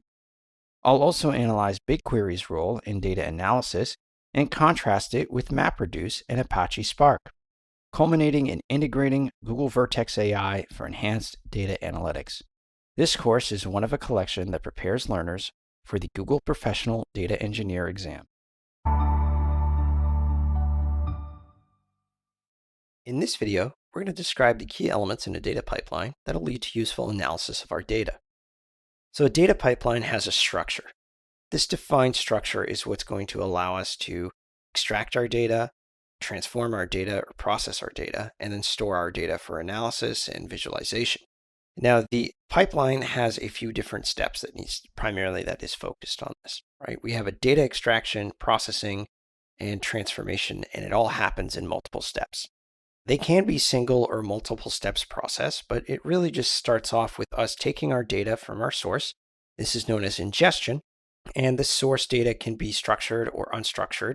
It could come from databases, logs, APIs, a variety of sources. Then what we do is we transform or process our data, and this is where we want to do things like cleansing, aggregation, and many other operations to prepare it for our storage. And finally, we store our data. Now, these pipelines can be single step or they could be multiple steps. Typically, you're going to be dealing with a multiple step process. And they look a little bit like this. These are the major components of our pipelines. So we start with our source data, could be internal or external facing. And we want to then have an extract, transform, or load, or an extract, load, or transform, or a hybrid of the two where it's an extract, transform, and then load, transform. Now, what we're trying to do here is take information from this source and then either transform it and then load it into a target data, or we want to load it into a staging table and then provide some type of transformation on top of that. The reason why we might want to do that is because if we load our data into a staging table, we can utilize SQL, which is a pretty robust tool to transform our data and sort of query it and do any type of operation that we're looking to do. And then finally, our target data is what's actually going to be connected to could be a dashboard visualization tool, something like that. And that's really the golden state of our data after we've done all of our transformations and our cleansing, retrieved it into a usable state. This is where it's going to live. Now, our data sources, there's a variety of different data sources, and we can actually deal with things whether batch or in stream. We want to look at any system that could generate data for our business use cases, and these data sources could be analytics data, such as user behavior data. They could be transactional data, data from sales and product records. There could be some third-party data as well for, company doesn't collect this kind of data, so you'd retrieve it from an external source, such as an API or a web page. And then all of these things can either be done in a batch data format. I get some type of tabular information, such as CSV, JSON files, and they're dumped somewhere on the cloud. And then it triggers some type of transformation process to open those files and transform those files, and then load that data into a target source. Or we could have a stream data where rather than having some type of CSV or JSON file, we could have some type of real-time applications that uses things like Google PubSub or Kafka to stream data from the actual source. And this is typically what's used if you deal with some type of IoT applications. They're using these kind of architectures for this. Now, the data collection and ingestion happens here is where there's specialized tools that we can utilize that handles this data ingestion tool. And this layer, it leverages things. There's many different tools that do this kind of thing. They connect to various data sources that could be internal or external. An API, for example, they handle a bunch of different protocols. And what we can do is we can connect to these internal or external data sources really easily with any one of these tools, ones that are offered by Google Cloud themselves that allow us to do this kind of thing. And really what we're trying to do is after we've ingested our data is that we're trying to process our data. We're trying to take our data and transform it into this usable state that we're trying to get. Now, this is where we're going to do some type of data validation, some type of cleanup, a normalization, a transformation, and even some type of enrichment from a third-party source that gets us from this raw, unusable data into this nice, clean, usable data that we can actually use in a dashboard, for example. And so this is where we get things that is durable, scalable, and secure storage is necessary here. Because after I've transformed my data, done some excellent work, now what I want to do is I want to make that data go inside of a database or some type of data store so that it is persistent in the sense that it's durable. So if I shut off this system, my data still resides there. That's the durability that I'm talking about. The data has to be secure because I don't want anybody to be coming into this nice clean data and sort of editing some rows that shouldn't be edited at all. So it has to be secure from any outside sources, and it needs to be scalable so that the more demand that is on this data source, I expect the system to horizontally scale so that it can manage that demand on its own automatically. Now, what this means is that typically this is going to be comprised of very large data stores. This is the sense where we'll use things like data warehouses if we're dealing with structured data, or we'll use some type of data lakes if we have some type of structured or semi-structured data, getting this prepared for data consumption. And this is where we have to integrate with scalable tools from these data stores so that we can actually use SQL or batch analytics or some type of reporting dashboards or even machine learning to do some type of analysis. And this is where this data consumption is just meant for us to enable analytics for all users across our organization. This is where the value of our data actually comes in, is the fact that not only are we collecting it, using it to come up with actionable intelligence so that we can make the next business decision that could impact our organization. Now, the final thing I want to discuss is known as data governance. Now we have this working pipeline. It's working very well. We're all getting a lot of value from our data, but it's not just enough to do that. We have to make sure that we're in compliance with the local laws when it comes to collecting data. And the types of data that we collect is going to have to be protected by a type of compliance. So if you're in the States, for example, and you're dealing with health data, you're going to be reliant on HIPAA compliance. That's really important. And this is where we get things like protecting our data is very important. And we do this with a variety of methodologies. We want to make sure that we have proper access control, encryption, network security, monitoring, auditing. These are all things that are very important to make sure that we are in proper compliance. And going to do here is making sure that we can track everybody's operations across all the organizations. And we do this by creating an auditing trail. And this is where we have this audit trail. This person accessed this data at this time for these reasons. This audit trail needs to be created so that we have a report to know if everyone's using the data ethically that we collect. It's not enough that we just collect the data, but we need to make sure that we have a proper security layer to make sure that everything is compliant with our local laws and regulations. So that's a little bit about the data pipeline structure.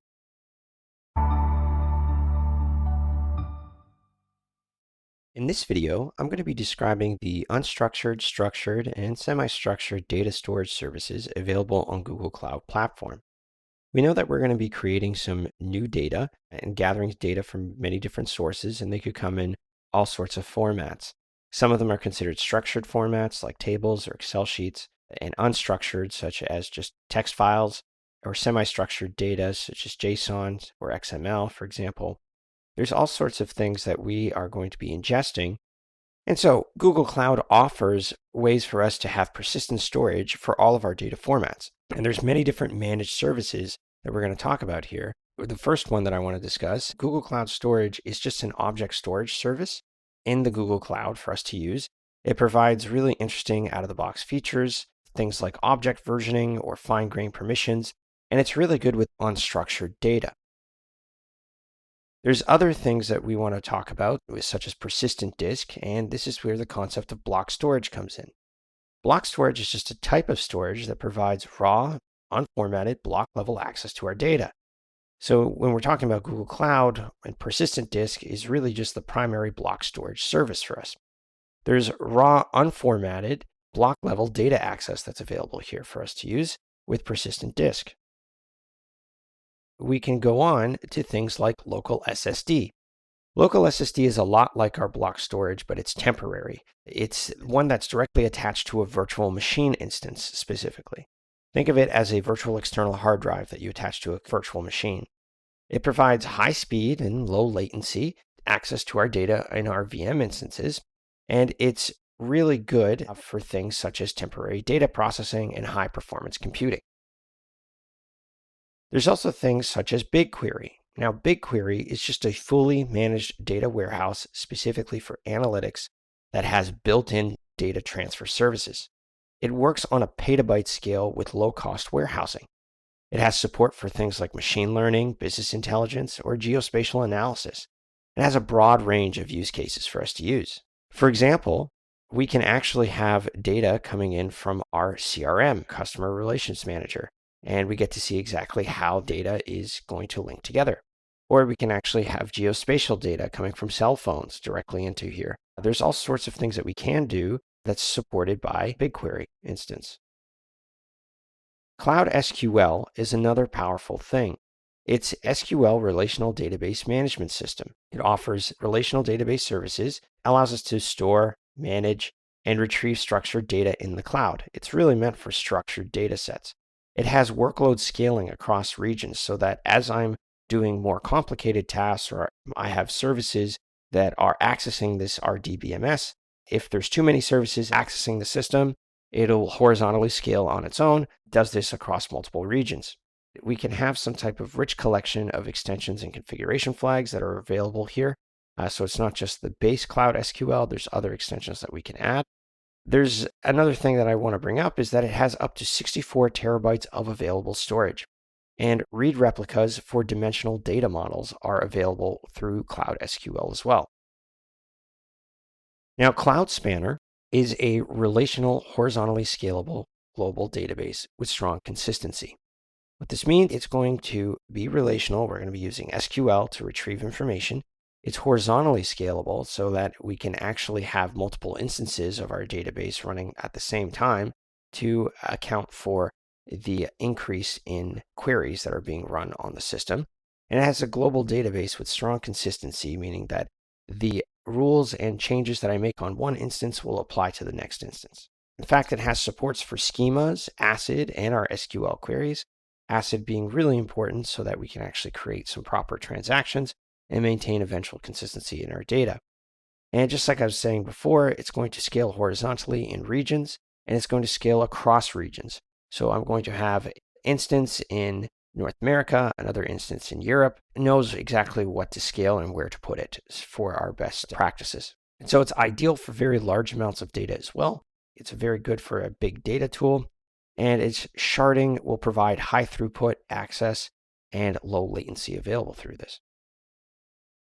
Another thing that we can also apply is known as Cloud Bigtable. Bigtable is a wide column, fully managed system. It's a high-performance NoSQL database service, and it's designed for the terabyte to petabyte scale workloads.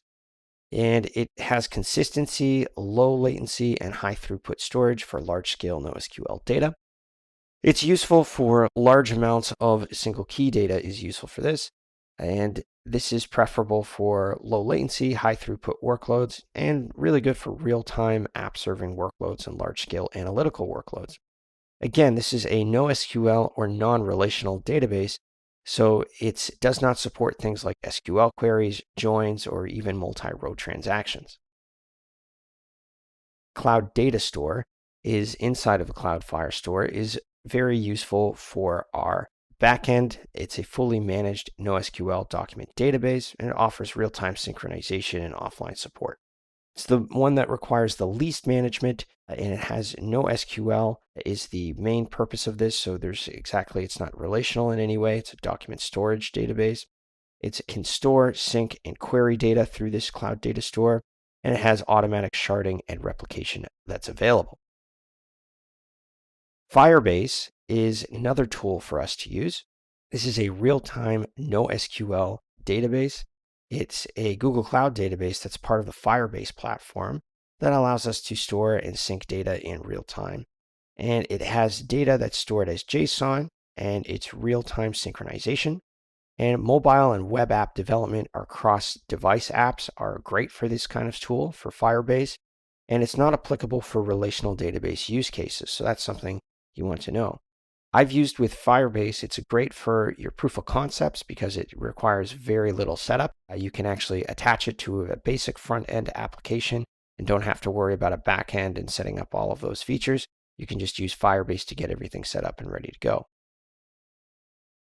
The next thing I want to discuss is called Cloud Memory Store. This is a fully managed in-memory NoSQL database service. It's Redis and Memcache service that's actually at the core of it. These protocols offer automatic scaling and high availability and data persistence.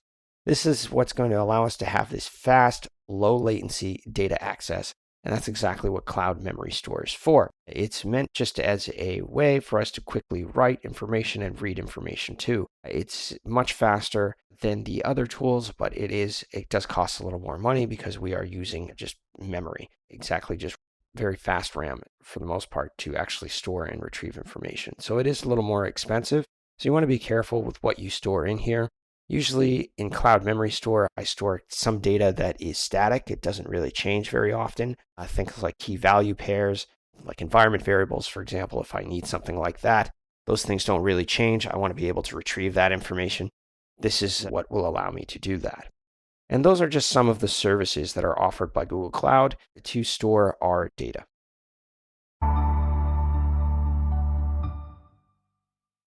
In this video, I'm going to describe the use of Cloud Data Stream and PubSub so that we can automate our ingestion of data into our pipeline. So there's a concept and a service called Google Cloud Data Stream. And what this is just a serverless and easy to use change data capture and replication service. What it means is that it's a replication service. It lets me synchronize my data reliably with really minimal latency. Now, the reliable data synchronization with this minimal latency is the whole key of what we're using for Google Cloud Data Stream.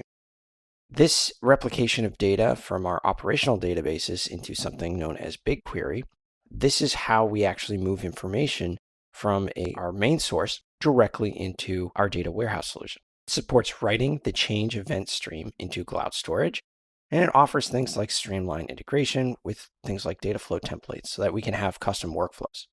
The interesting thing about DataStream is that it supports all SQL servers and PostgreSQL servers.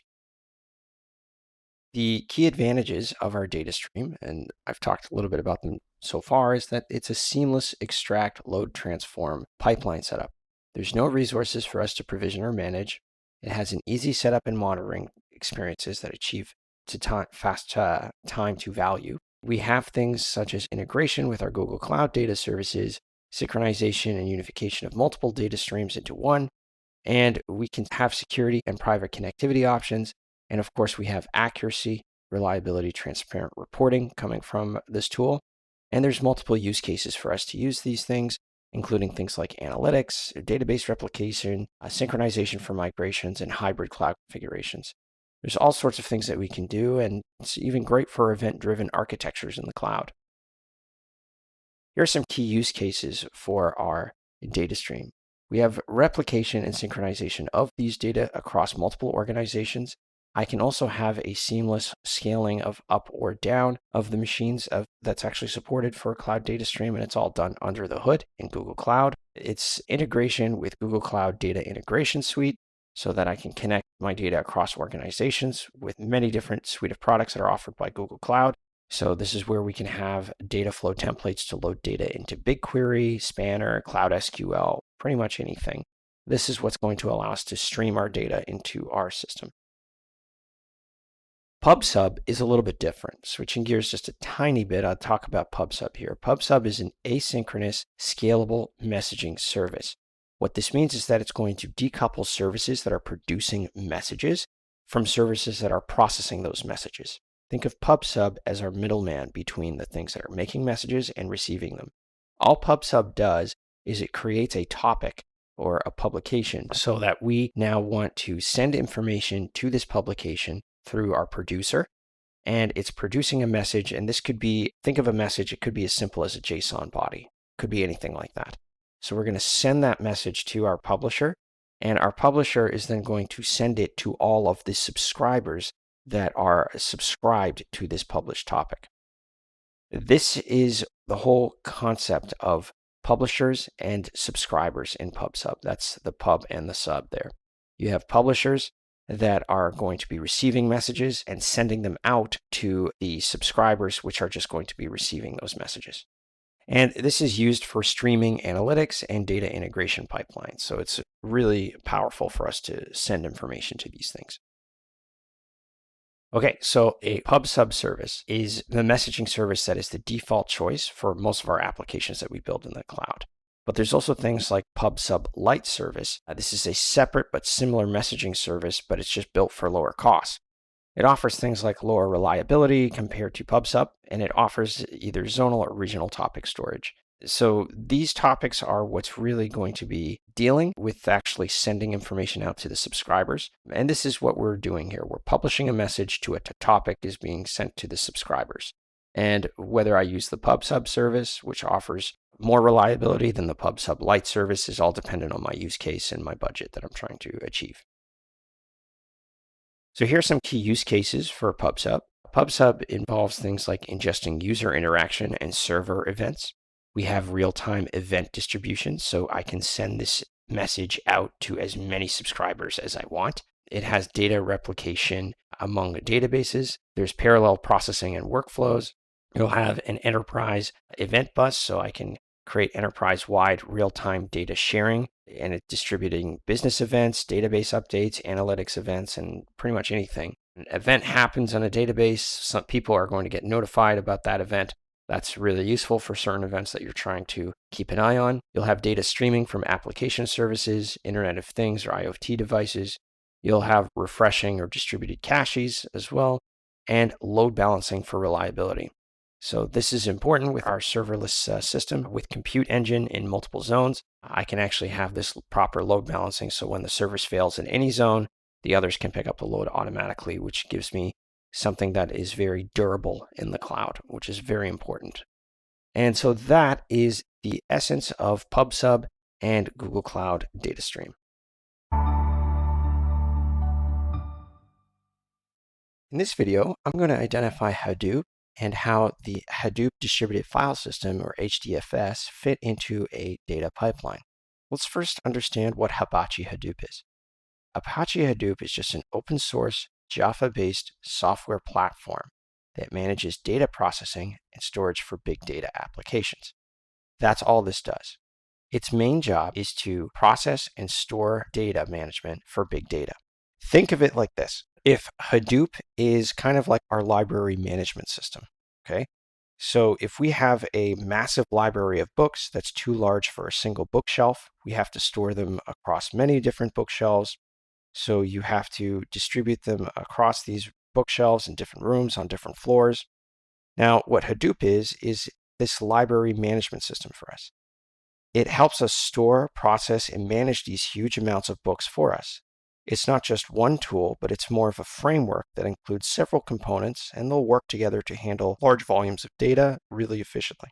This is like having a librarian who knows where every book is. That's the job of what Hadoop is. No matter how many bookshelves and rooms and floors we have, there's a system that allows us to retrieve that information. Now, the use cases for using Hadoop, this framework, code is mostly going to be written in Java, but you'll have some native code is based in C. And you'll have command line utilities that are typically written as shell scripts to handle these things. But you'll see Hadoop is used in finance mainly, so it's really suited in the finance sector. You'll see that this is used by JP Morgan and Chase. It's just one of the many industry giants that use Hadoop to manage this exponentially increasing amounts of customer data from all over the globe. Healthcare is another main use case for this. Whether it's nationalized or privatized healthcare, they use this for academic research, and institutions can leverage Hadoop framework to boost their efforts in understanding their data. We'll also see it used in retail, such as large organizations will use these things. So you'll have different retailers that are kind of keeping track of their inventory, their customer data. All of that is going to be managed by Hadoop. You'll also see it used in security and law enforcement. It can improve the effectiveness of national and local security as well. You'll see it comes to solving related crimes spread across multiple regions. This framework can streamline the process for law enforcement, and it connects two seemingly isolated events, but they're connected together. And so this is where you'll see things like the National Security Agency or the NSA that is using open source Hadoop software. Is superior to the expensive alternatives they've been implementing. So it's actually used in that space as well. Now, let's talk a little bit about Apache Hadoop databases. Now, Hadoop isn't a solution for data storage or relational databases. That's not what this is. In fact, it's just an open source framework to process large amounts of data simultaneously in real time. Data is actually being stored somewhere, but it's not being stored with Hadoop. Remember, to the library example I gave earlier, Hadoop is kind of like our library management system or a librarian. Their job isn't to actually contain all the information that the books contain. The shelves do that. So if we're talking back to our library example, we need an actual bookshelf to actually store all the information that we need. And this is where these Apache Hadoop databases come in. Now, this is where we use something known as the Hadoop distributed file system. This is where actual data is stored. Just like our books are stored on our bookshelves in our library, data is stored in this Hadoop distributed file system, this HDFS. It's not really a database, but it's rather a solution for processing other databases.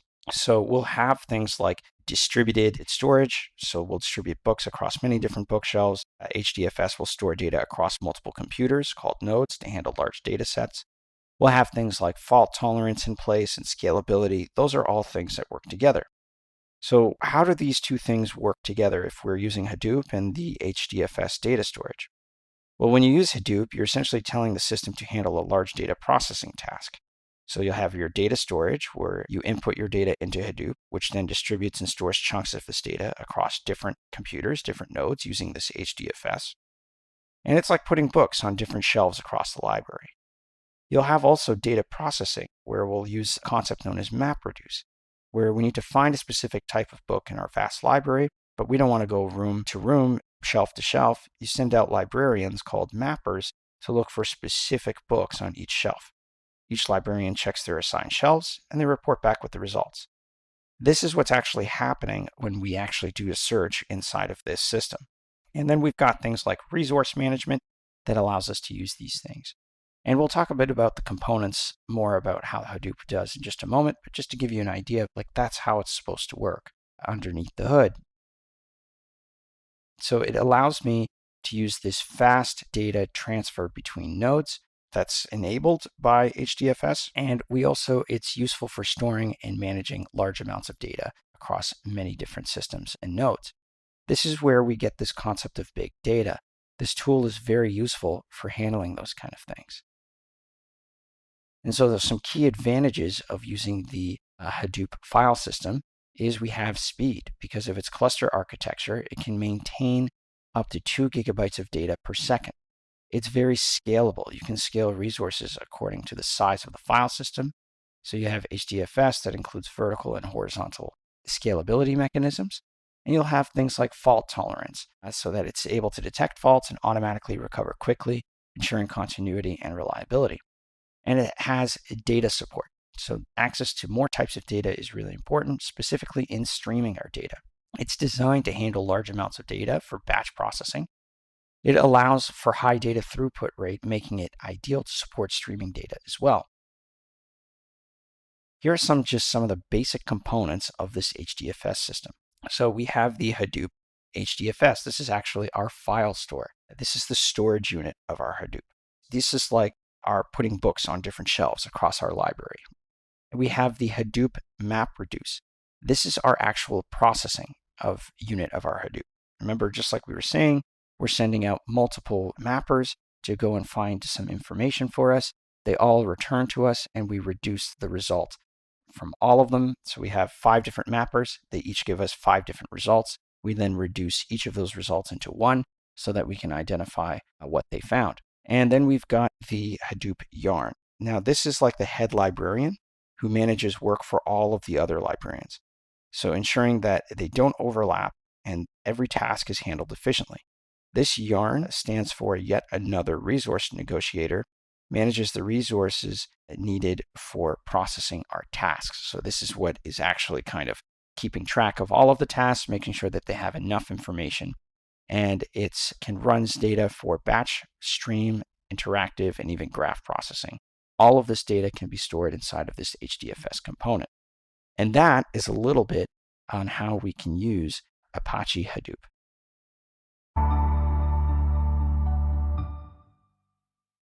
In this video, I'm going to compare and contrast Apache Kafka with Google Database and messaging services. Let's first start with Apache Kafka. What is this exactly? Well, this is just an open source distributed event streaming platform that's used by many different companies for high performance data pipelines, things like streaming analytics and data integration. Really very mission critical applications are using Apache Kafka. There are some key features of what Apache Kafka is. But first, let me just give you just kind of an idea, an analogy, so that you understand what Kafka is doing. Let's say that you're organizing a massive concert. In this concert, you have multiple ticket counters or producers that are selling tickets, and you have many different entrances, consumers, where people can enter the concert. To manage the flow of people efficiently, you need a well-organized queuing system. This is where Kafka comes in and ensures that tickets or the messages are distributed correctly and processed in an orderly fashion. So everything we're doing here is broken down into two pieces. We have producers and consumers. Producers are exactly like our ticket counters. They will generate and send messages or our tickets to Kafka. And Kafka is going to then send information to the consumers. And remember, our consumers in our analogy is like the concert entrances. They'll just read and process messages from Kafka to let the people in. That's the idea of what is going on here. So each topic in Kafka are like different queues or lines at the concert. Each topic can represent a different type of ticket or message category. So I might have a topic for VIP tickets and another for general admission tickets, that kind of thing. And we'll have subscribers in those tickets that are consumers in those lines that are going to be receiving those messages or our tickets. So here's some key features that are built into the Kafka. So we've got things like stream processing. So processes streams of events with things like joins, aggregations, filters, transformations, really just anything. And it uses event time and exactly one processing that's done. We have broad integration, so it can connect to almost anything. Kafka's out-of-the-box Connect interface integrates with hundreds of event sources and event syncs, including things like Postgres, Elasticsearch, AWS S3, and many more. We'll also have things like large selection of client libraries, where we can read, write, and process streams of events, and really just a vast array of programming languages that are available to us, including Python, Java, Scala, pretty much anything. They've got an API or a library for every language is typically used in big data processing. And it's an open source tool. We can leverage a vast array of community-driven tooling, and that's where Apache Kafka comes in. So here are some key advantages of using Apache Kafka. High throughput is the first one. It delivers messages at network-limited throughput using a cluster of machines with latency as low as 2 milliseconds. It has high availability so that we can stretch our clusters efficiently over availability zones or connect separate clusters across geographic regions. Scalable. Scale production clusters up to 1,000 brokers, trillions of messages per day, petabytes of data, hundreds of thousands of partitions. And we also have permanent storage. We can store streams of data safely in a distributed, durable, fault-tolerant cluster. Here's some key use cases for Apache Kafka. So again, we have things like event sourcing is the first one. So it's great that we're listening to an event. An event is going to send a message, some type of JSON body, for example, and we're going to process that event in those things. And what you'll also notice is that we offer stream processing with Apache Kafka. And this is where we can have those kind of tools in place. But we also make sure that we have log aggregation. So not only am I streaming data, but I can actually log all of my information, all of the data that I'm collecting. Any metadata that I've collected can actually be logged into one location so I can analyze it later. Go on and look at another topic. So that's Apache Kafka. Let's take a look at Google Cloud PubSub, a service that's actually offered by Google Cloud. And so this is a fully managed real-time messaging unit like Kafka. It can send and receive messages between apps on the Google Cloud. So it has a fully managed service, it's globally scalable, and it's integrated seamlessly with GCP services. And it has this concept of at least once delivery so that it ensures messages are delivered at least once. So keep in mind that it can be delivered more than once. So let's take a look at just some advantages between Google PubSub and Apache Kafka, just to sort of make a comparison between these two. So we've got a fully managed system, and Apache Kafka has a very high throughput as well. You have to also make sure that you're managing your Kafka server on your own, so it can handle high volumes of data efficiently, but you have to also manage the underlying infrastructure yourself with Apache Kafka, whereas Google PubSub, not so much. You have the Google Cloud integration that's used, and the Apache Kafka is really just meant for not just Google Cloud, but just about any service. And because of this, it has very high durability. It stores data on disks and replicates it within the cluster for reliability. We'll have things like scalability coming from Google PubSub because it is a serverless system. We don't actually have to manage anything. Google Cloud is doing all of this for us, so we can actually horizontally scale across many different regions. And we have flexibility, where it supports at a wide range of use cases and complex processing needs. But again, you have to manage your scalability yourself. You'll also see that we have this concept of at least once delivery, where it ensures messages are delivered at least once, whereas Apache Kafka has this concept of literally just once. It makes sure that you only get the message once, so you're not actually going to have it multiple times in your system. And it also offers a distributed system so that it runs as a cluster on multiple servers for fault tolerance and scalability. So that's a little bit on some of the comparisons between the Google PubSub and the Apache Kafka. In this video, I'm going to describe the use case for implementing services such as Cloud Data Fusion and Cloud Data Proc. Let's first talk about Cloud Data Fusion. This is just a fully managed cloud-native data integration service, and you can think of it as a sophisticated data mixer that combines data from various sources, cleans it up, and prepares it for analysis. Here are some of the features that are offered by Google Cloud Data Fusion. Again, it's a fully managed cloud-native data integration at scale. It offers a code-free deployment of basic ETL or ELT data pipelines. And more than 150 pre-configured connectors and transformations are available, and it's all a very low-code way for us to handle these things. And data lineage is built right in for the pipeline portability. So I can know exactly what piece of data is coming from where.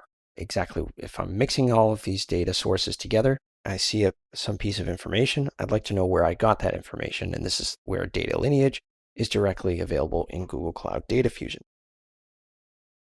This is the concept of the Data Fusion tool, is that it offers a few different features. One, it can follow with hybrid and multi-cloud integration, which is fascinating as well.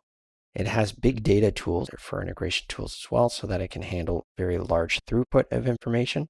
And it actually can allow us to collaborate and standardize our data across our organization. So by having rules in place in the data pipelines that we're creating, we'll make sure that we are getting the right information and the standard is being followed across our organization.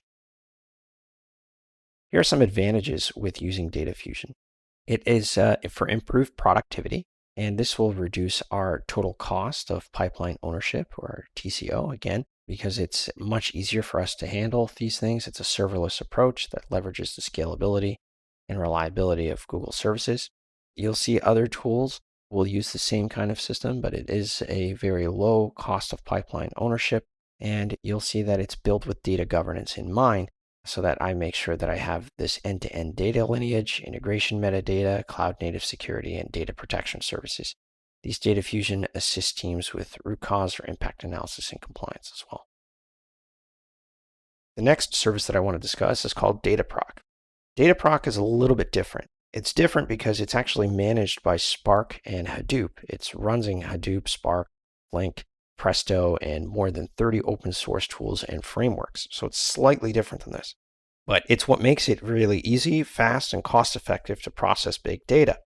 What it does is provides a way to run large scale data processing, and it makes sure that we have data lake modernization, ETL, and secure data science at scale for this. So if we thought that Cloud Data Fusion was mixing data with a very low code approach from many different sources, Cloud Data Proc is just an efficient factory assembly line, if you want the analogy. You have a large number of raw materials, such as our data, that need to be processed into a finished product, which would be our insight. So what we're doing is we're setting up an assembly line. And an assembly line in DataProc takes the form of a DataProc cluster. Workers on this line are called compute nodes, and they process the materials in a systematic and parallel fashion so that we create the final product quickly and efficiently. This cluster management, scalability, and job management are all offered are key features of DataProc. In fact, it's fully managed and automated so that we don't even have to worry about setting any of these tools up. They have containerized Apache Spark jobs that we can actually leverage to manage a system in a parallel fashion, all of our data pipelines in a parallel fashion. We'll have an enterprise security integration as well, built right into Dataproc, and it's open source and it's offered by the Google Cloud. Again, it's using open source technologies, and it can leverage things like the Google Kubernetes engine so that we have job portability and isolation. This is the real advantage of actually using Dataproc, is the sense that we have to be able to modernize our open source data processing, and it's all available on the cloud. It offers this intelligent and seamless data science problems that we can solve because we're able to build and train our models up to 5 times faster because we're leveraging proper open source tools directly in the cloud with Dataproc. By creating these kind of assembly lines, we're able to speed up our data analysis insight by up to 54% in some cases because we're leveraging the proper technologies. And that is a little bit on how we can use Dataproc and Data Fusion in Google Cloud. In this video, I'm going to describe the use cases for implementing services such as Google Data Flow or Beam to process our data. Okay, let's talk very briefly about what Google Data Flow is. Google Data Flow is just a fully managed service for data processing. What it's actually doing is it's executing Apache Beam pipelines within the Google Cloud Platform ecosystem. It has real-time insights and activation, and it's able to automate, provision, and manage our infrastructure on its own. And just like I said, it's actually powered by this open source innovation, which comes with the Apache Beam Software Development Kit, or the SDK. You'll notice that it actually is really good when it comes to horizontal and vertical autoscaling of worker resources to maximize resource utilization. In fact, it's one of the advantages of data flow. And some other ones involve things like streaming data analytics with their speed. Data flow will enable fast, simplified streaming data pipelines with lower latency. We'll also have things like simplified operations and management, which allows teams to focus on programming instead of managing server clusters as data flows. Serverless approach removes a lot of the operational overhead from data engineering workloads. And an excellent use case with data flow is a lower total cost of ownership.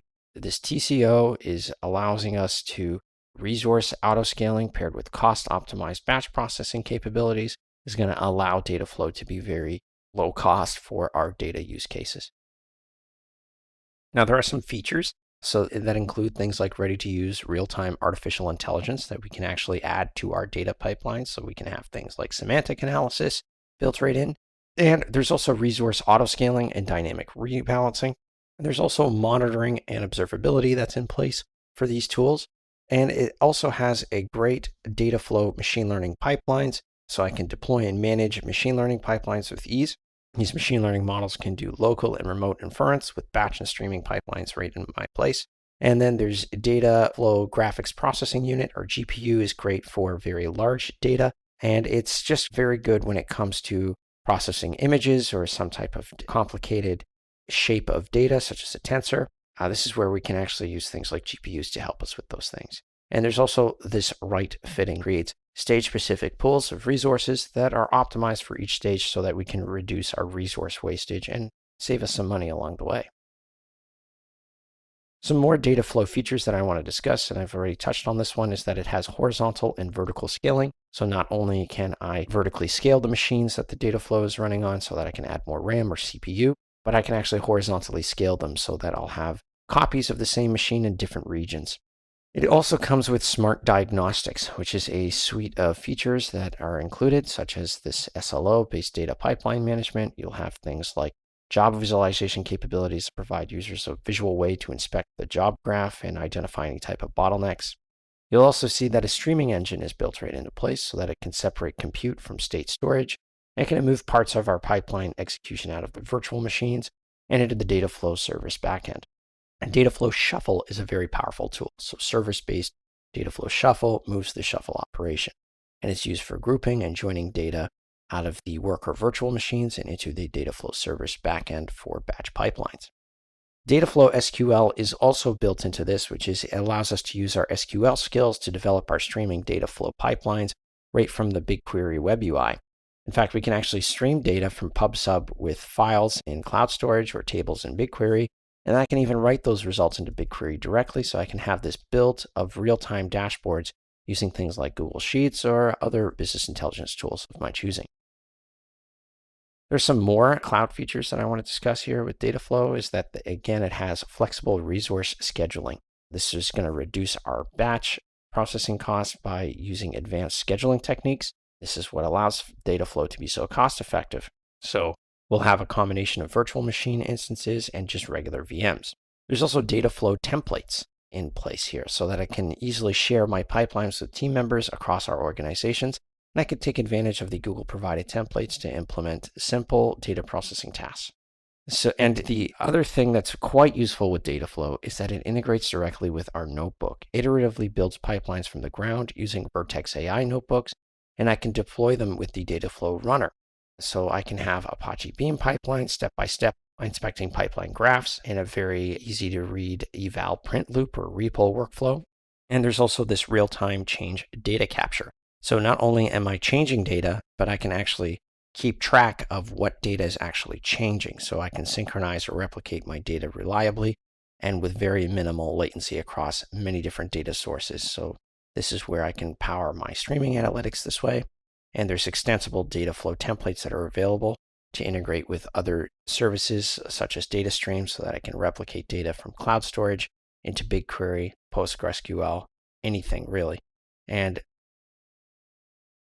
a few more features I just want to discuss is that we'll have things like inline monitoring that lets me directly access job metrics so that I can see how they're performing. If I need to troubleshoot either a batch or a streaming pipeline, this is where I would go. I'll have customer managed encryption keys.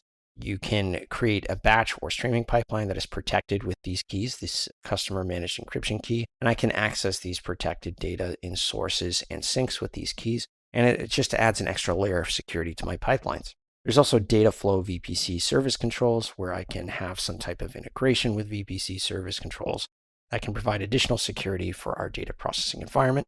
And there's also things like private IPs where I can turn off public IPs so that I'm able to better secure my data processing infrastructure so that it's not available on the outside world. By not using public IP addresses for my Dataflow workers, I'm now reducing the likelihood of someone being able to attack those workers. So I lower the number of public IP addresses you consume against my Google Cloud project quota, and it actually saves me money and it secures the things in the cloud a little easier. And so that is just a little bit about how we can use Google Dataflow inside of the Google Cloud.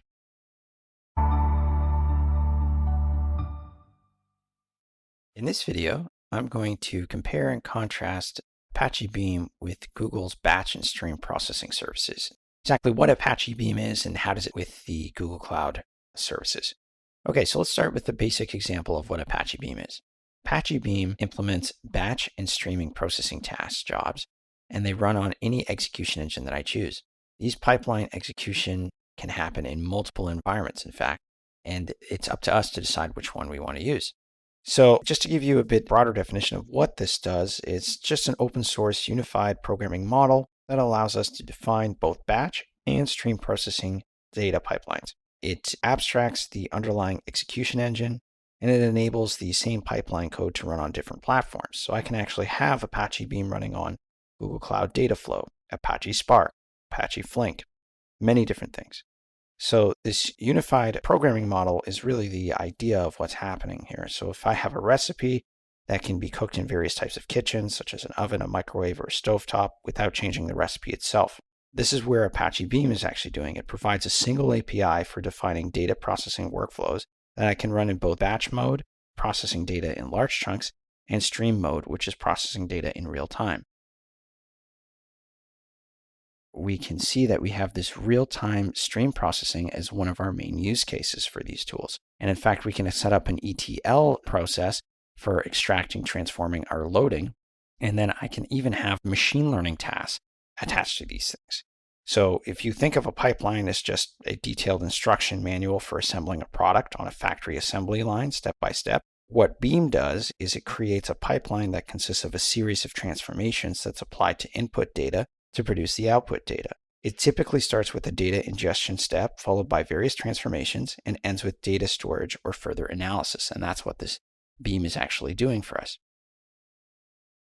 So some advantages that we have is unified batch and stream processing service. So I can either use batch processing or stream processing here.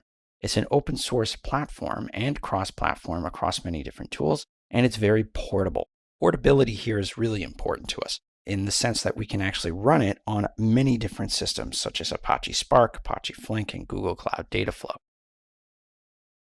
Now, this is where it actually fits in. If you think about Google Cloud Dataflow, what we're actually talking about here is the system in Google Cloud that is a unified programming model, and it is able to have this unified stream and batch data processing just like Apache Beam does. And it has a wide range of data processing patterns, including things like ETL, batch computation, and continuous computation. And it frees us from these operational tasks. Now, Google Cloud Dataflow supports Apache Beam at its core. So it's able to have this big data analysis tool. We're able to have some type of application development and deployment. So we can have this already in Google Cloud Dataflow. It's also very good with security and compliance measures. It has disaster recovery in case we need to bring back information if something were to happen. It's very useful for machine learning, and it's designed specifically to handle Internet of Things data so that we have this continuous flow of data. Some advantages of Google Cloud Dataflow include things like unified batch and stream processing. We'll have vertical and horizontal auto-scaling across many regions. We also have throughput transparency through its data lineage policies that are built right into the service. Now, there's a couple things that I want to bring up here is that when do we not want to use these tools? Well, remember, Apache Beam is not the best option for applications that require low latency processing or real-time decision making. It may not be suitable for applications that have very small data processing requirements, but Dataflow is where we'd want to use this kind of service. And underneath the hood, we can actually create our Apache Beam pipelines there, and then that will actually solve some of our problems this way. So that is a little bit about Apache Beam, how it fits into some Google Cloud data services such as Google Cloud Dataflow. In this video, I'm going to describe the use cases for implementing services such as BigQuery so that we can do some analysis with our data. What is BigQuery exactly? Well, BigQuery is just a cloud data warehouse to an AI-ready data platform. That's essentially what this is, a large data warehouse that can feed many different analytics toolsets. So BigQuery is just an AI-ready data analytics platform that helps us maximize value from our data, and it's designed to be this multi-engine, multi-format, and multi-cloud system. Google BigQuery offers some powerful features, such as this AI-powered assistance with Gemini, bring multiple engines to single data copy, which is a powerful tool. So I can use serverless Apache Spark. It's available directly in BigQuery. I can write and execute Spark in BigQuery Studio without exporting data or managing infrastructure in any way. You can even manage all data types and open formats across multiple cloud environments, both structured and unstructured, with very fine-grained access controls directly in BigQuery. The fascinating thing about BigQuery is that it has built-in machine learning. BigQuery ML provides built-in capabilities to create, run machine learning models for our BigQuery data that we've stored. I can leverage a broad range of models for things like prediction and classification, and I can even access the latest Gemini models to derive insights from all data types and unlock generative AI tasks such as text summarization, text generation, vector search, many different things. Now with Google BigQuery features, we're going to work on some built-in data governance that's built into BigQuery, including full integration of tools such as Dataplex capabilities, such as unified metadata catalog, data quality, lineage, and profiling. We'll also have enterprise capabilities in place.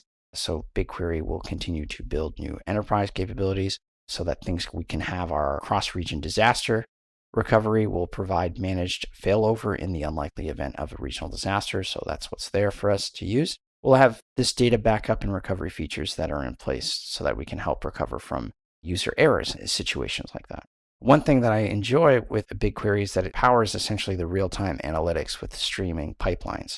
So I can actually integrate my streaming products such as Dataflow, and using the BigQuery business intelligence engines gives me an in-memory analysis service that offers almost on a sub-second query response time and high concurrency with my queries that I'm trying to do. Again, this built-in business intelligence is what's so valuable here. In just a few clicks, I can actually export my data directly to Looker Studio and build a data-rich experience that go just beyond any type of regular business intelligence, and it's actually connected consistently through my BigQuery.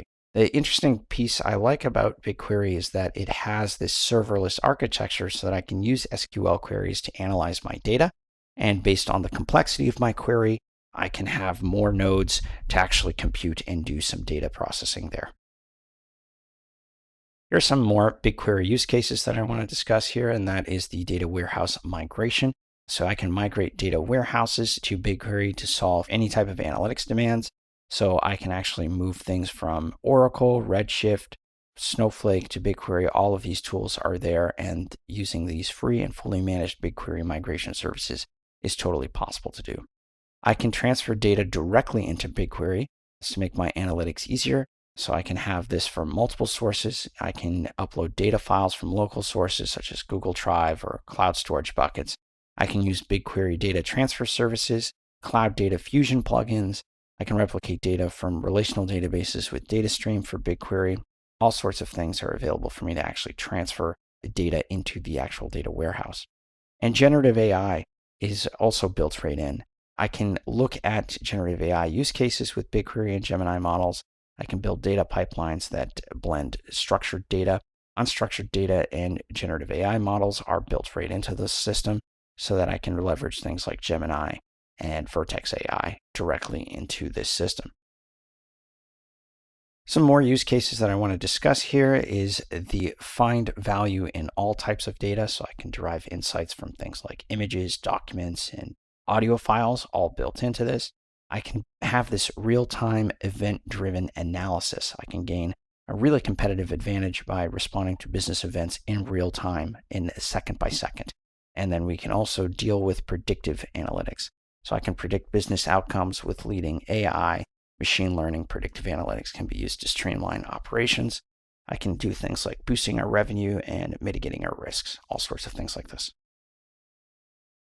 Another thing that we want to bring up here is some BigQuery use cases such as marketing analytics. So I can increase marketing ROI, return on investment from this case, and performance with data and AI bring the power of these tools. So imagine if I have marketing data loaded directly into my BigQuery table and I want to determine if somebody is going to churn. I can have some type of alert identifying some signals that someone is not really using the information properly or not using the product that they're subscribed to properly. This allows me to actually have that kind of marketing analysis to see how likely somebody is to convert or churn from our service. I can have log analytics. I can analyze log data, analyze and gain deeper insights into my logging data that comes from my applications with BigQuery. I can store, explore, and run queries on generated data from our servers, sensors, any other devices that are attached to my services. And I can use Google SQL, which is analyzing log data alongside the rest of my business data. And you'll see that this concept known as data clean rooms. So BigQuery has data clean rooms for privacy-centric data sharing. So I can create a very low trust environment for people in my organization to collaborate without copying or moving the underlying data right within BigQuery. So that's all available within BigQuery. And that is the powerful tool that is built right into Google Cloud for data warehousing. In this video, I'm going to describe the MapReduce, Apache Spark, and Google BigQuery tools. So let's go ahead and try and understand what Apache Spark actually is. At its very core, Apache Spark is just a system that allows us to process large data sets very quickly. And that the whole purpose of it is to use this distributed data processing tasks over multiple computers. What we're doing is we are splitting up our tasks through multiple pieces and sending them to each individual node inside of a cluster, each computer. And then we're kind of processing each thing in parallel and then returning the results from each computer and reducing them back down to a single result. And this can be used standalone or with other technologies. Imagine if you just had 20 or 30 computers all connected together in a cluster. This is one way to actually handle them. So the architecture of the Apache Spark is actually following a basic driver architecture. So the driver program is the main control process that oversees the execution of any Spark application. What it's doing is it's managing the creation of several different Spark features that define the application's workflow and coordinates the execution of tasks across a cluster. Now, the executor is really what's happening. These worker processes are known as executors, and they're launched on each node of the cluster that perform the actual computation and storage tasks defined by the Spark application. Each executor is just trying to run multiple tasks in parallel and report the results back to the driver. We also have a cluster manager. Now, the cluster manager is a system that's responsible for managing the resources in the cluster. It allocates things like resources, such as CPU and memory, to any applications, and it oversees the lifecycle of the driver in the executor process. Now, the cluster manager think of it as an analogy here as the site supervisor in a construction project. The supervisor is just trying to ensure that the workers, or the executors, have the necessary tools and materials, such as the computational resources, CPU and memory, to complete their tasks and manage the allocation and scheduling of these resources. BigQuery is a tool that can be compared with Apache Spark. Now, BigQuery uses REST API and it works with Java, PHP, Python, or the command line, whereas Spark is working with specific data stores such as the Hadoop distributed file system, Cassandra, Hive, and Hadoop compatible formats. They're really good with those kind of things, but they have those comparisons, right? Whereas BigQuery is working with SQL, using REST API, and any command line interface. Spark is actually working with a specific data store. So the differences then come with MapReduce versus BigQuery. We think of MapReduce as just an open source implementation of Hadoop. It's a big data technology that's existed for a very long time, and it's better known by the open source implementation called Hadoop. They use a distributed computing technology where they use mappers and reducers together to form this MapReduce concept.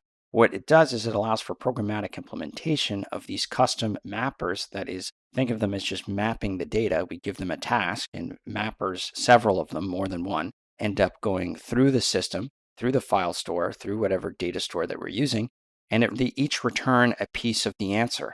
And the reducer function is going to take each piece that's coming from each mapper and sort of combine them together so that we have one result. And that's the idea of what MapReduce is doing. They can run across batch processes or hundreds of thousands of servers. We'll also use things like Google BigQuery that's compared with MapReduce, whereas you can see as BigQuery is just an interactive data analysis tool, but MapReduce is a programming framework for batch processing. That's the difference.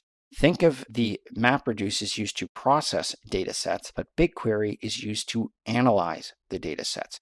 That's where they're different. So don't necessarily think that they are on the same page. They actually similar in certain ways, but they solve different answers. And that's the main difference between Google BigQuery, MapReduce, and Apache Spark.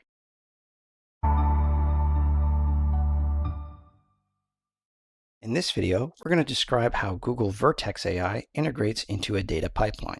So Google Vertex AI is built on Google's AI research and really their AI infrastructure that they're working on. It's a fully managed unified AI development platform. Vertex AI will enable everyone to build and use AI with an open, responsible, and secure approach.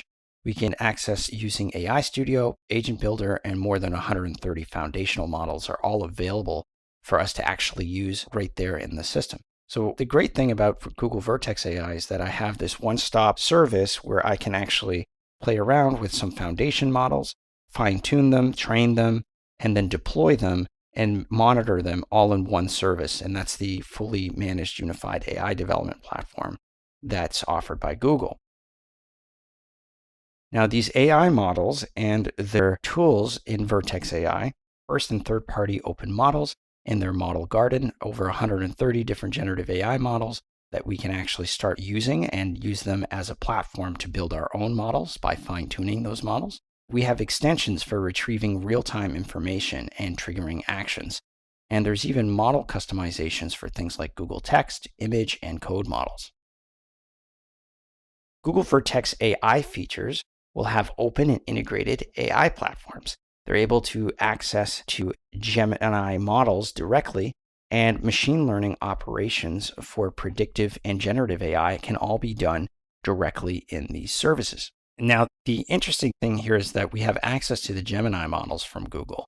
This is where we get capable of understanding virtually any input, combining different types of information, and generating almost any input. Now, the prompt and test in Vertex AI can be using things like text or images, video, or code. No matter what we use, it's all available for us to actually take and deploy in our own resources in our cloud project that we're working on. The machine learning operations for predictive and generative AI are also available within this tool. Vertex AI platform will provide tools for data scientists and machine learning engineers to automate, standardize, and even manage and monitor these machine learning pipelines that we have in place. Google Vertex AI features come with what's called an agent builder. These agent builder enables developers to easily build and deploy enterprise-ready generative AI applications, and it provides the convenience of a very low-code agent builder in the console so that we can actually deploy information, machine learning model with orchestration and customization capabilities, all in that service. It also offers powerful AI solutions. It's built on top of Vertex AI platform. Things like the other AI solutions that are available inside of the Google Cloud, such as Context Center AI, Document AI, things like anti-money laundering AI, all sorts of AI features are actually built right in there, and they have targeted capabilities to enable specific business results. We're using them. What this means is that businesses can then access, deploy, and use Google Cloud's AI solutions directly with very minimal code. Here are some use cases that are used with Vertex AI. A few common ones is that we get to actually work with generative AI in our applications. We can play around with some foundational models and do some prototyping and testing on these generative models. We can extract, summarize, and classify our data, which is really important. Gen AI is fantastic for summarization, classification, and extraction. So I would use these kind of Vertex AI features inside of my data pipelines before I actually send them over to the final storage solution. Think of them as an extra layer, an extra step in my pipeline so that I can enrich my data with something that comes from the generative AI, such as a summary of classification of text. And finally, I can actually use these things to train custom machine learning models. Custom machine learning training overview is really important inside of the Vertex AI tools. Now, I can get a custom training workflow in my Vertex AI. I can get the benefits of custom training and the various training options that are available directly in Vertex AI. So I can create my own training pipeline or my own training loop for these machine learning models and have them deploy as well. Now, there are some Vertex AI use cases that I want to discuss, such as training models with very little ML expertise is possible with our Vertex AI. In fact, there's a service inside of Vertex AI called Vertex AI's AutoML, and it's allowing us to create and train high-quality custom machine learning models with very minimal code and machine learning expertise. It's perfect for those looking to automate these tedious and time-consuming work of manually curating images and text and tables for input. Now, we can also deploy models for production use.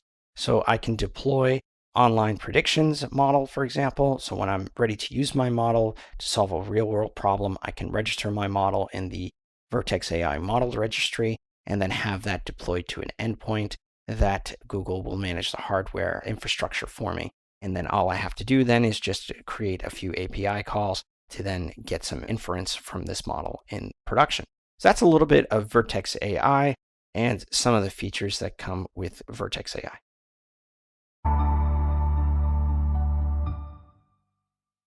So in this course, we've examined the process to construct and optimize data pipelines on Google Cloud, leveraging a comprehensive set of tools for effective data storage, processing, and analytical execution. We did this by exploring data pipeline structure, Google Data Storage and Ingestion Services, Hadoop, and HDFS, Apache Kafka, Google Batch, and streaming data processing. Apache Beam, Google BigQuery, MapReduce, and Apache Spark and Google Vertex AI. In our next course, we'll move on to explore data storage selection, configuration, and pricing to confidently tackle data challenges.